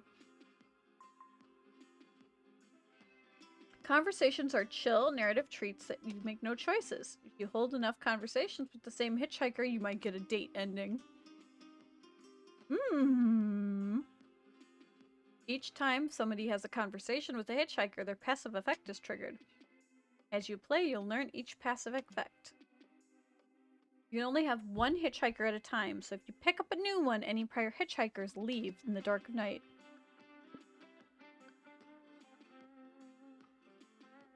I have enough mind. The whole week, resources gained and lost by events are reduced by 1. I'm going for Miranda. Look at how pretty she is. Invite Miranda to join your road trip. A road trip? Well, sure, I suppose I'll go. You have a palanquin prepared for me? No? We were thinking you would just sit in the car like the rest of us? Oh, really? My goodness. We must really be roughing it. If I have to go on money, I've lost so much of my mind and magic.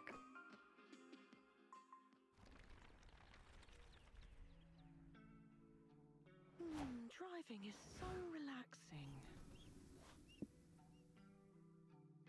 But we need to get hype and stamina.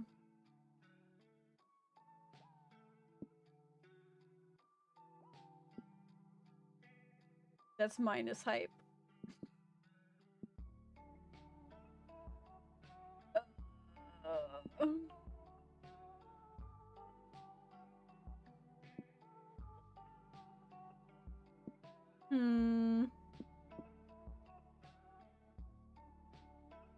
Let's go over to the spa. Let's do the spa. That sounds nice. Man, I missed that completely. The car stopped.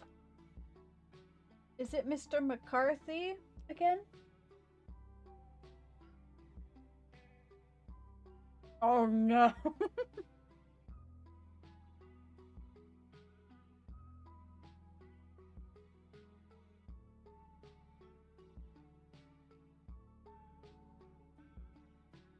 You're driving and Miranda's riding shotgun, giving you directions. Too bad she's the worst navigator in history. Well, according to this map thing, we should head east to reach the ocean?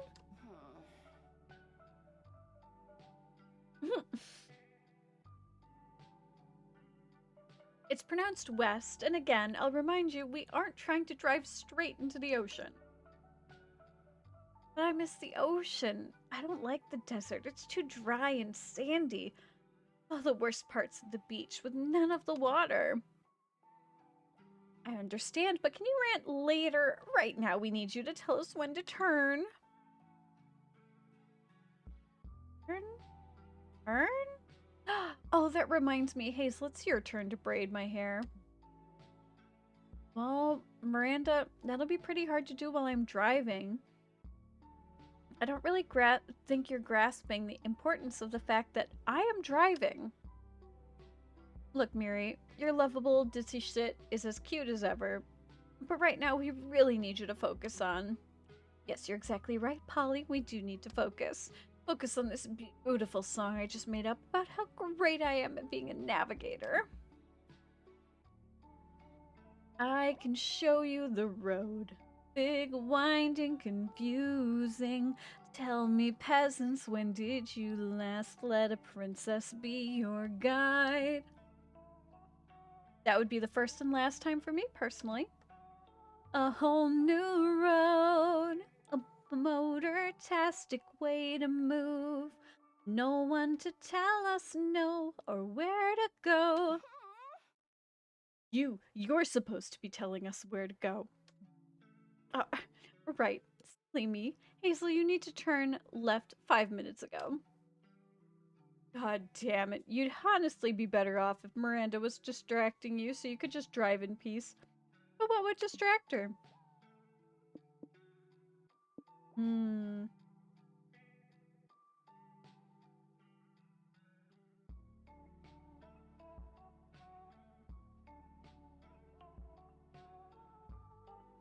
Hmm.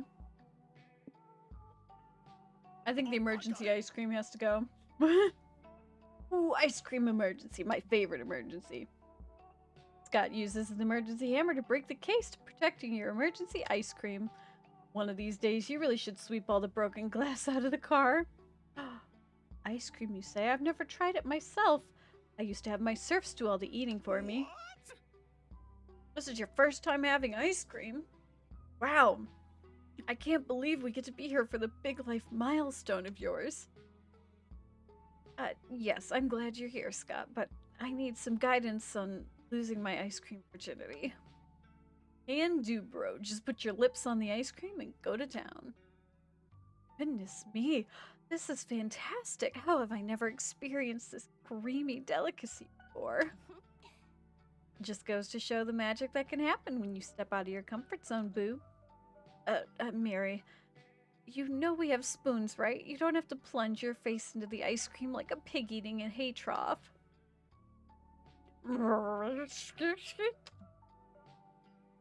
Good news is Miranda loves the ice cream, and better news is she can't babble with her mouth full. Sweet. You bask in the peace and quiet and achieve from oh no. But to sacrifice your ice cream, I was thinking about that, but I was like,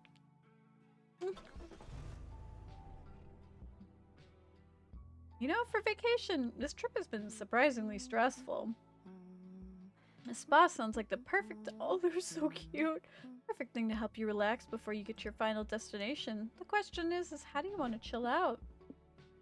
Hot springs. On your way to the springs, you run into the most. Yes, it's Milo.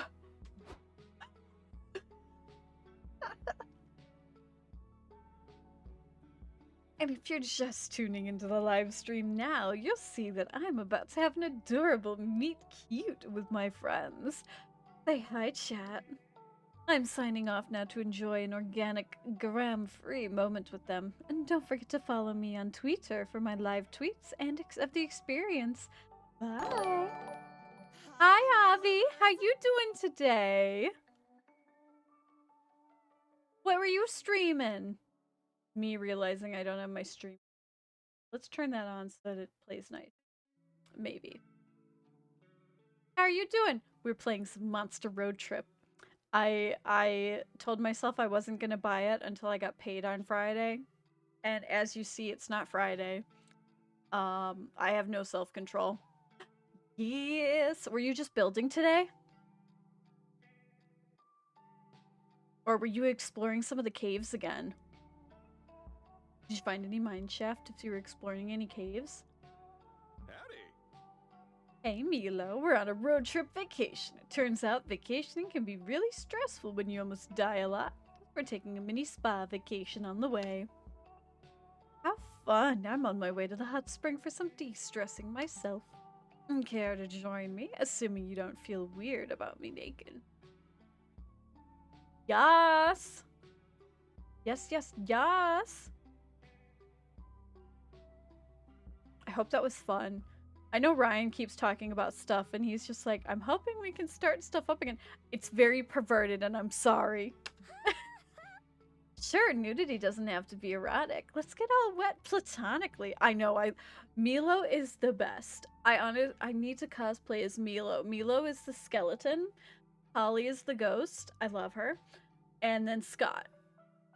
Yes. This is the new one that just came out. So Milo obviously is one we know. I love them all. They make me so happy.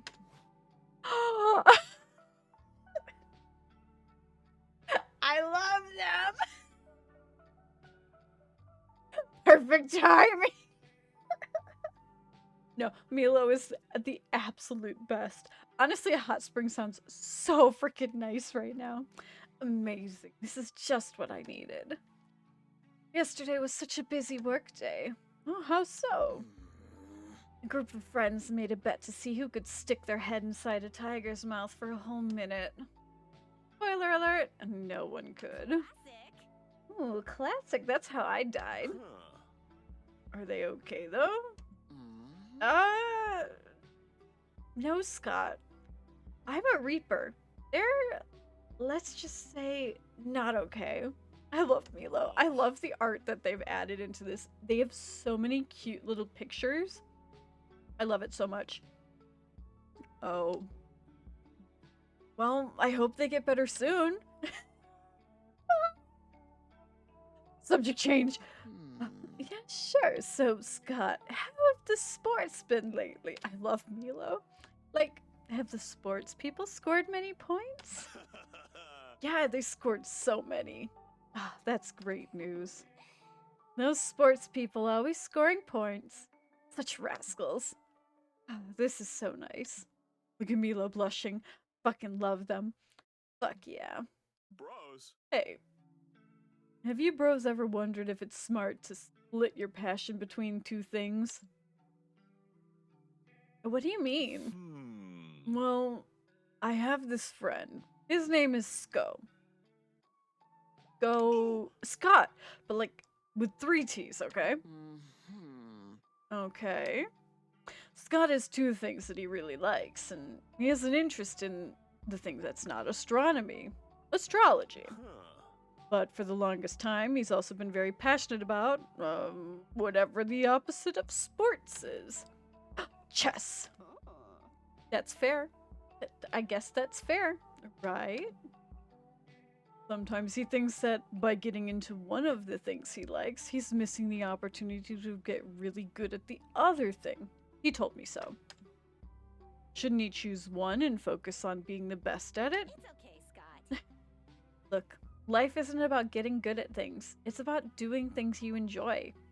Maybe along the way you just happen to get good at the also get good at the things. But that's just a happy bonus. Mood, big, big important message. Polly's a point as usual. Scott with 3 T's shouldn't worry about this. He shouldn't focus on one thing, but on doing all the things that bring him joy. That way, by the end of the day, he'll look back and be happy to have lived a life filled with not one, but many things he liked. Believe me, I've seen a lot of people at the end of the road. If anything, they more often regret the things they didn't get to do so. Yeah, Scott with 3 T's should explore life with no regrets. Today he likes chess, tomorrow it's astrology. The next day it's chess again, and later, who knows? Oh, I got it. That sounds like super good advice. I'm sure Scott with 3 T's will do just fine. Yeah, he sounds like a great guy. Look at them! I could spend the rest of my afterlife here. Right? Aw. Milo, Polly. Yeah, Scott. I need to come clean. Scott with 3 T's isn't real. It was me the whole time, but about sports and astronomy. Yeah, I had a hunch that was the case. Sorry I lied to you. It's okay, buddy. You're a good boy. Goodest of boys. You say that to the wolf? Ha, thanks. I'm the best boy. Oh, I love him. Fuck, this is so nice. And so you spend the rest of the day doing exactly nothing, and that is very nice. Eyes on the road. I was supposed to gain 1 stamina from her. I haven't gained a stamina yet. We can't go lose soul. Yes, thank you for joining. Thank you for lurking. I'm having a lot of fun. Oh my gosh, I've been going for like 2 hours now. I hate the update that they've done because it never shows me. There we go. Yeah, I've been going for like 2 hours now, and it's been a lot of fun. Oh, you can get stamina here. Charming village. It's a cult. We're gonna go to the potato because I can get some stamina. I have all my stats up here, and I'm just like burning through that stamina way too quickly. But I'm glad you had a nice stream today, and thank you for stopping in. Hopefully you can sleep well and have a very chill day tomorrow. Do you work? I'm gonna guess yes. And if so, have a wonderful day at work. Yes, always the potatoes. Behold, the world's biggest potato, so large, so starchy, so rustic. So ripe for the creation of creation of the world's largest plate of French fries. Plenty to do besides stare at this architectural marvel. What do you do? Feed. How could you look at the giant potato and not crave fries? You need something to eat. Hey, look, they have a diner built into the side of the potato. That's a long line. They better at least have vodka on the menu. Oh no, why are you here too? You were working at the pizza place. Did you get fired? Welcome to the Big Potato Diner. What can I get you? 1 hamburger, please. What part of Potato Diner? Not understand. Don't ask him that. We might be here for a while. Damn, these dishes are kind of expensive. Why is this potato stand so pricey? Because we make all of our food out of the big potato. Every bite is a bite of potato history. Awesome, bro. Awesome. Does the big potato make really good potato dishes or something? If anything, they all taste kind of stale. The big potato is getting up there in age. But hey, we have this special section on the menu. The manager isn't sure if it's morally okay to keep selling these dishes, so the prices are more competitive. That doesn't sound great, but oh boy, these prices are low. They're so cheap it won't even make a dent in your money. Question is, of which of these dishes do you want to feed while fucking you up in the least inconvenient way?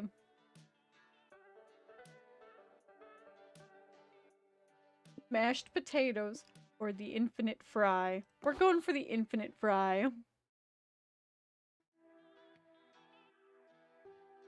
It isn't literally infinite, is it? Like, there's no way to finish cooking something that defies the laws of time and space. Sure, for legal purposes, it's not infinite. Just try not to think too much about it and stop eating it at some point, and you should be fine. You start eating, I gain 3 stamina, and chew. Thinking at the moment you'll reach the end of the fry, but you don't. Eat that same fry for 1 minute, then 5 minutes, then an hour, then longer. There is no end to this crunchy, salty thing. Hazel, I'm sorry, but it's time for an intervention. You gotta stop eating that fry. It's unhealthy for you. No way, I'm invested too much time into finishing this fry now. I have to see it through. Sunk cost fallacy for the win. Can we at least have some? No, it's my fry. You keep eating, but your brain cannot comprehend infinity. Not even if it's such starchy, simplistic terms. You eventually pass out. You wake up in the car. Scott and probably threw the fry away and took you here to take care of you, which was nice of them. But you're kind of upset because you finally found your true calling, eating that infinite fry to completion. Your purpose in life gone forever. Yep, we lose 3 mind. Suffering nights. Oh my gosh, nightmares that make you wake up in cold sweats, looking all stark. God damn it. Driving is so relaxing. Base station. Alright, I said the one before this was a cult. There's literally a cult headquarters. We're going to space. Ooh, rockets! Don't rock it till you try it, am I right? I don't get it. I love Scott. I love him so much. Like most people, you want to go to space when you were a kid. I actually went to space camp when I was a kid. I went to Huntsville when I was old enough to fly on my own. And it was a lot of fun. It was for a leadership camp. It was such a cool experience.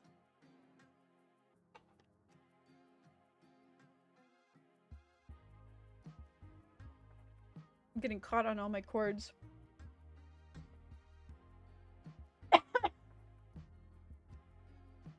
Pardon me.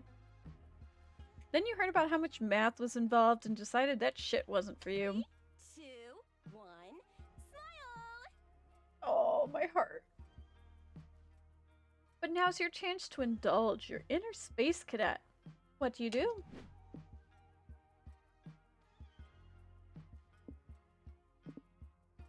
I feel like that's gonna get me in trouble. We're gonna go to the communications room. You guys sneak into the communication room and immediately bump into an important looking lady. With a big frown. Ahem, are you supposed to be here? Yeah? Fine. The Fed slashed our security budget, so I guess I have to believe you. I'm General Curran. Hi. Hi, we're interns of whatever is happening in this room. It's our first day, so we need you to explain everything that's going on here like we're 5. Seriously, it's my lunch break. Just watch this training video and don't break anything while I'm away. She leaves you all with a VHS tape explaining how to respond to distress calls from astronauts. It's boring as fuck, so you all soon nod off until... Guys, wake up. Emergency phone is ringing. Good thing we watched 23 minutes of a 2-hour-long training video about this. Howdy. You've reached mission control. You fly the rockets, we line our pockets. How may I assist you? Help, something's wrong with my oxygen tanks. If we don't find a way to fix the air pressure, we're gonna suffocate. This sounds important. I should patch you through to the general for that. Wait, don't patch them through. This must be a test to make sure we're watching that video. We should solve this problem ourselves. But are you sure we're smart enough to fix a rocket? Half of intelligence is winging it, Scott. And now's the perfect time to try. Okay. I guess that means you need to help these guys fix a rocket. What do you suggest? Oh, no.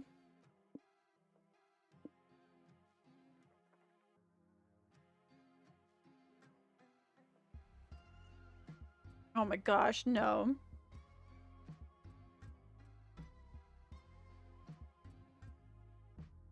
No, we're keeping our cool.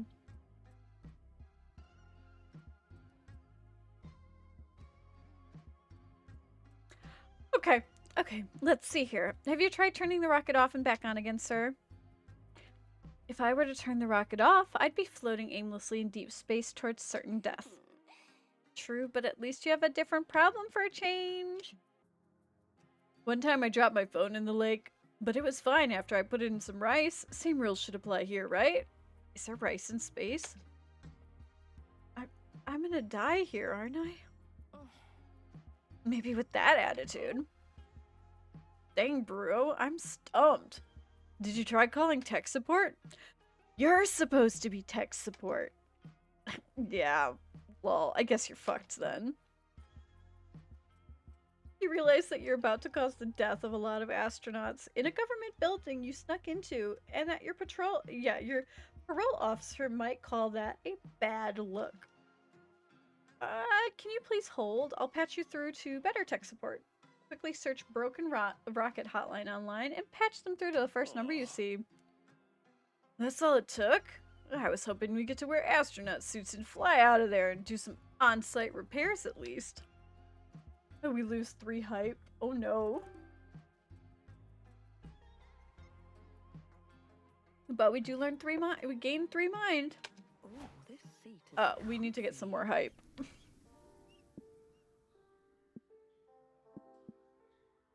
No. I don't think we're getting any hype from there. But we can gain some money from here, so maybe we can get up there. And that's the real reason we don't speak of the 5th Vanderbilt sister is, Marnie, don't distract the driver.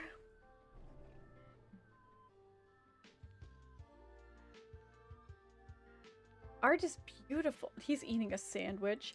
Art is emotional. Art is raw, unfiltered. Exploration of a monster's condition. interesting. Look at how cute they are. Art is apparently painting a white stripe on a blue canvas and charging $40 million for it. It's time to get cultured. What do you do at the art exhibit? We're gonna get some money. Oh, hello, baby. He's back again, but he's not the Phantom of the Opera this time. 1 second.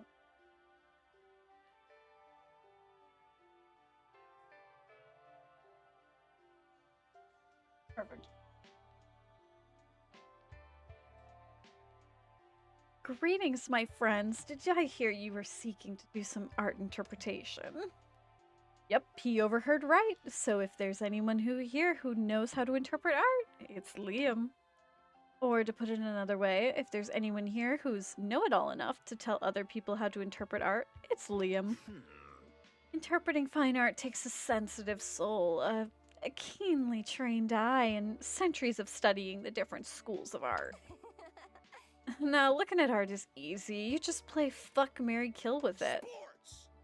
You get points if you have the best reasoning for what option you choose, because, as we all know, art and sports are the same. Ugh. You gotta be kidding me. Art interpretation's so much more complex than playing fuck, marry, kill. Oh yeah, then why are so many famous art pieces called about sex and murder? Checkmate. Liam opens his face hole to argue some more, but then you're tapped on the shoulder by a stranger. Pardon my interruption, but I'm in dire need of advice. I'm an eccentric billionaire here to buy a painting, but I can't make up my mind. You all seem like experts in art interpretation. I was hoping you could help me decide. You've come to the right vampire, good sir. Let me offer you my services. I will kindly write a 30-page dissertation on which piece you should buy.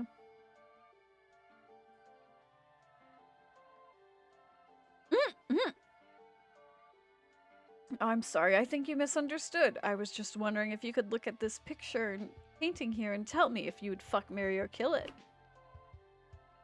You got this shit. Take a good look at the art and choose. I'd marry it. Lame.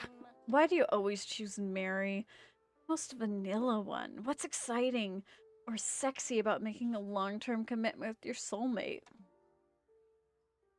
Is that why people getting married? I thought it was so they could get a cool hyphenated last name. Or because you lost a bet, I should know. Nah, marriage began so powerful families could mutually increase their wealth and political power. I refuse to marry these days in protest of the capitalistic nature of it all. Yeah, that's why. Wait, you're saying if I marry this painting instead of buying it, I'll get more wealth instead of spending money? Well, I mean, I wasn't really saying that at all. But I've always wanted to attend an art wedding, so I'm not gonna talk you out of this. Yes, fucking love you, Liam. Rich guy pays you +3 money for your consultancy and gives you a +1 wedding invitation. But sadly, the wedding sucks. The groom's side is all snooty rich assholes. They're no fun to talk to. Meanwhile, the bride's side is just other paintings, and they can't talk at all. Holly was right. This is what you get for choosing. Oh no! Most vanilla, rejecting your hype. I can hear the crickets. We need to get some hype. Let's go to the noodle trade stand. Such I want to find out about that info board. Howdy doody, Hazel. You here to make a trade? I just found all the stuff that is chaotic dimension beyond the breadth of mortal understanding. Feel free to take anything that catches your eye.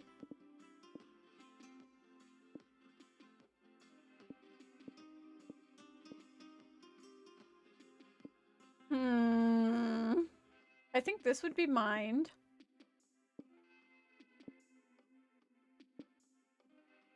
Hype. This is all an illusion.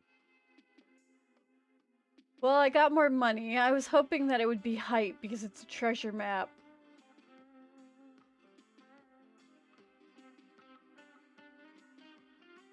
Nice choice. I actually got this on your 12th birthday. What? I've seen you die. Have a good night. Noodle, you are psycho.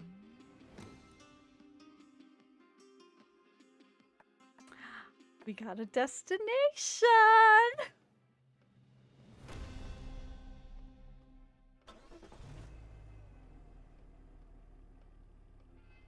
So we were going to the sea, apparently, just like what Miri wanted.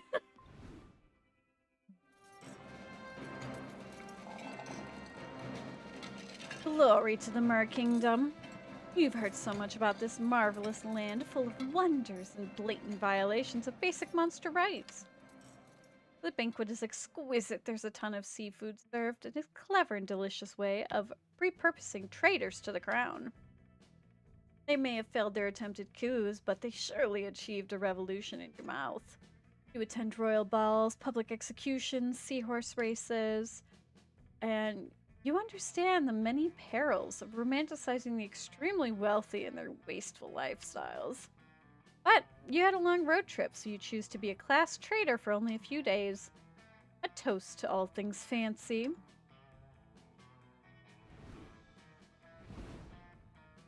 Congratulations, you've reached a destination. But there's more to it. Every player gets an individual ending. You can end up being a lame loser, just okay, or an MVP.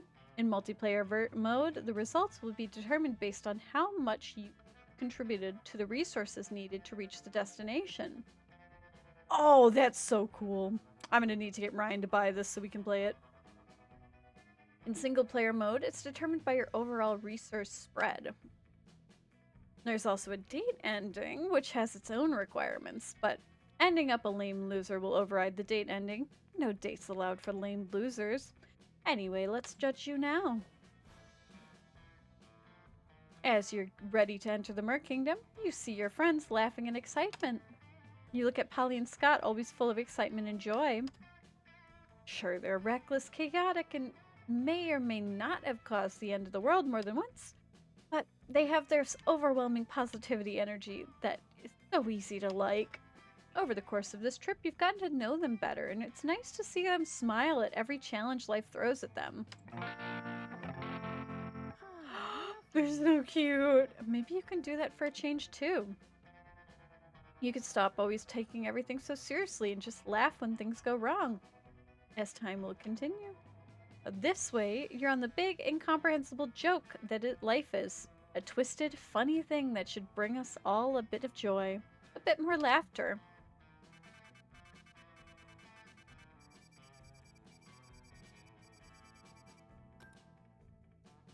Yas! Ooh! You get through. Ooh! I'm intrigued. There are 3 cars here for money. And then we get the ending credits! This is a stream-friendly version. And just like that, the road trip came to an end. Full to the brim of danger, fun, and utter nonsense. It was everything we could have expected from a trip with Polly and Scott, and then some. We not only survived the whole thing, but we conquered it and came out different people. It all turned out to be a pilgrimage into self-discovery, a rite of passage, a quest for growth. That's to say, a fucking good road trip. As we're heading back home, I thought about how all of this was just one of the first stops in a much bigger journey that was only just the beginning. Fuck yes.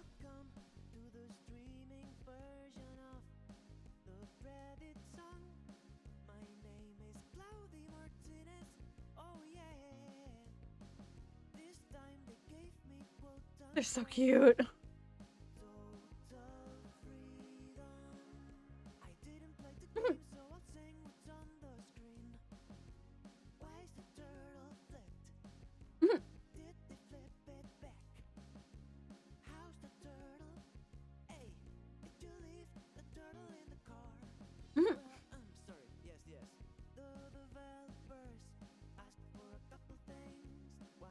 Fuck yes. I need to find that unicorn.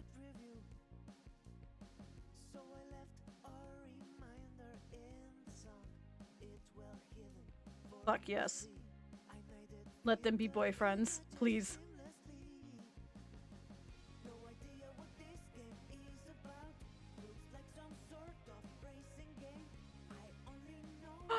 They have a hot dog stand.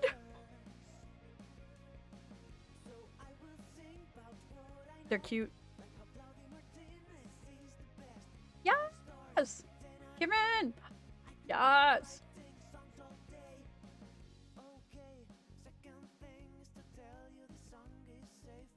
They're so cute. I love the Medusa.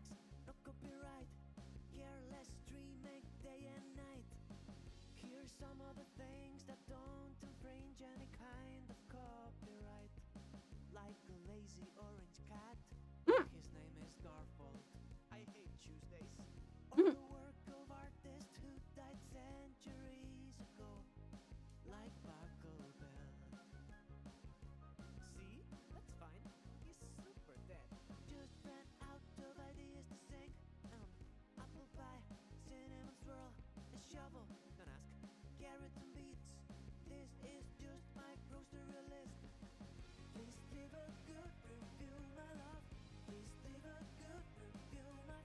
I love them.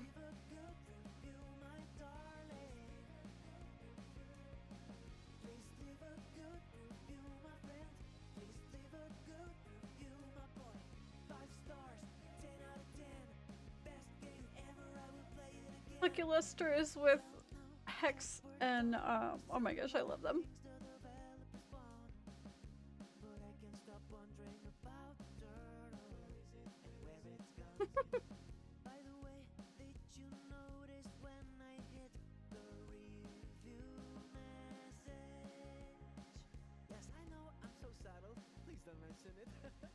CL. Ooh! Is that a hint at the next game of who the main characters may be? Mm-hmm. Or the dateable ones? Yes, please.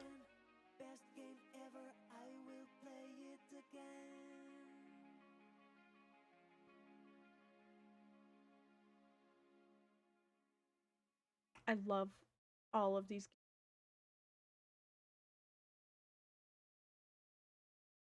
Oh, it's so cute. I'm excited to play more, but I think that might be the end of stream. Yes, we can do prank master mode now. Let me have gallery. Okay, gallery will pop up later. I've got the DLC already. And I have Monster Prom and Monster Camp. But that was super cute. I'm very excited to play more on and off stream. Thank you everybody for joining me today. I hope you were having fun. This was a lot of fun to go through everything. And once again, thank you for joining me. I will be back on Friday with more Cult of the Lamb. And I will be back on Saturday. I'm probably doing an earlier stream. More of a mid-game stream where we're going to be playing some Kingdom Hearts Reverse Rebirth some more. And hopefully we'll finish it if I start early enough and go long enough, but that will depend on how lucky I am.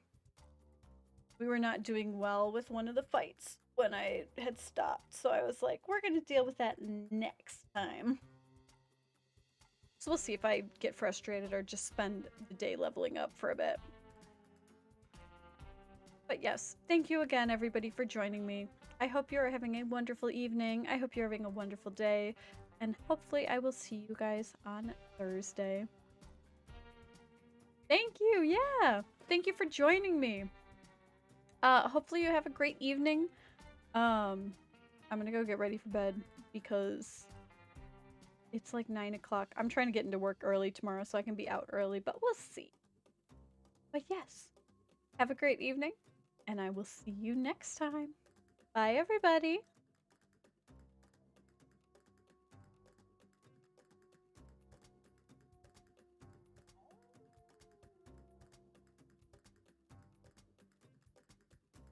I don't believe in myself, but thank you for the confidence. Is my mic on area? Yes, it is. Perfect. But yes, thank you for the confidence. We'll see. We'll see on Saturday. Because who knows? That's a very difficult fight. I may end up just leveling up a little bit before it when I first start and then try it again, but we'll see. All right.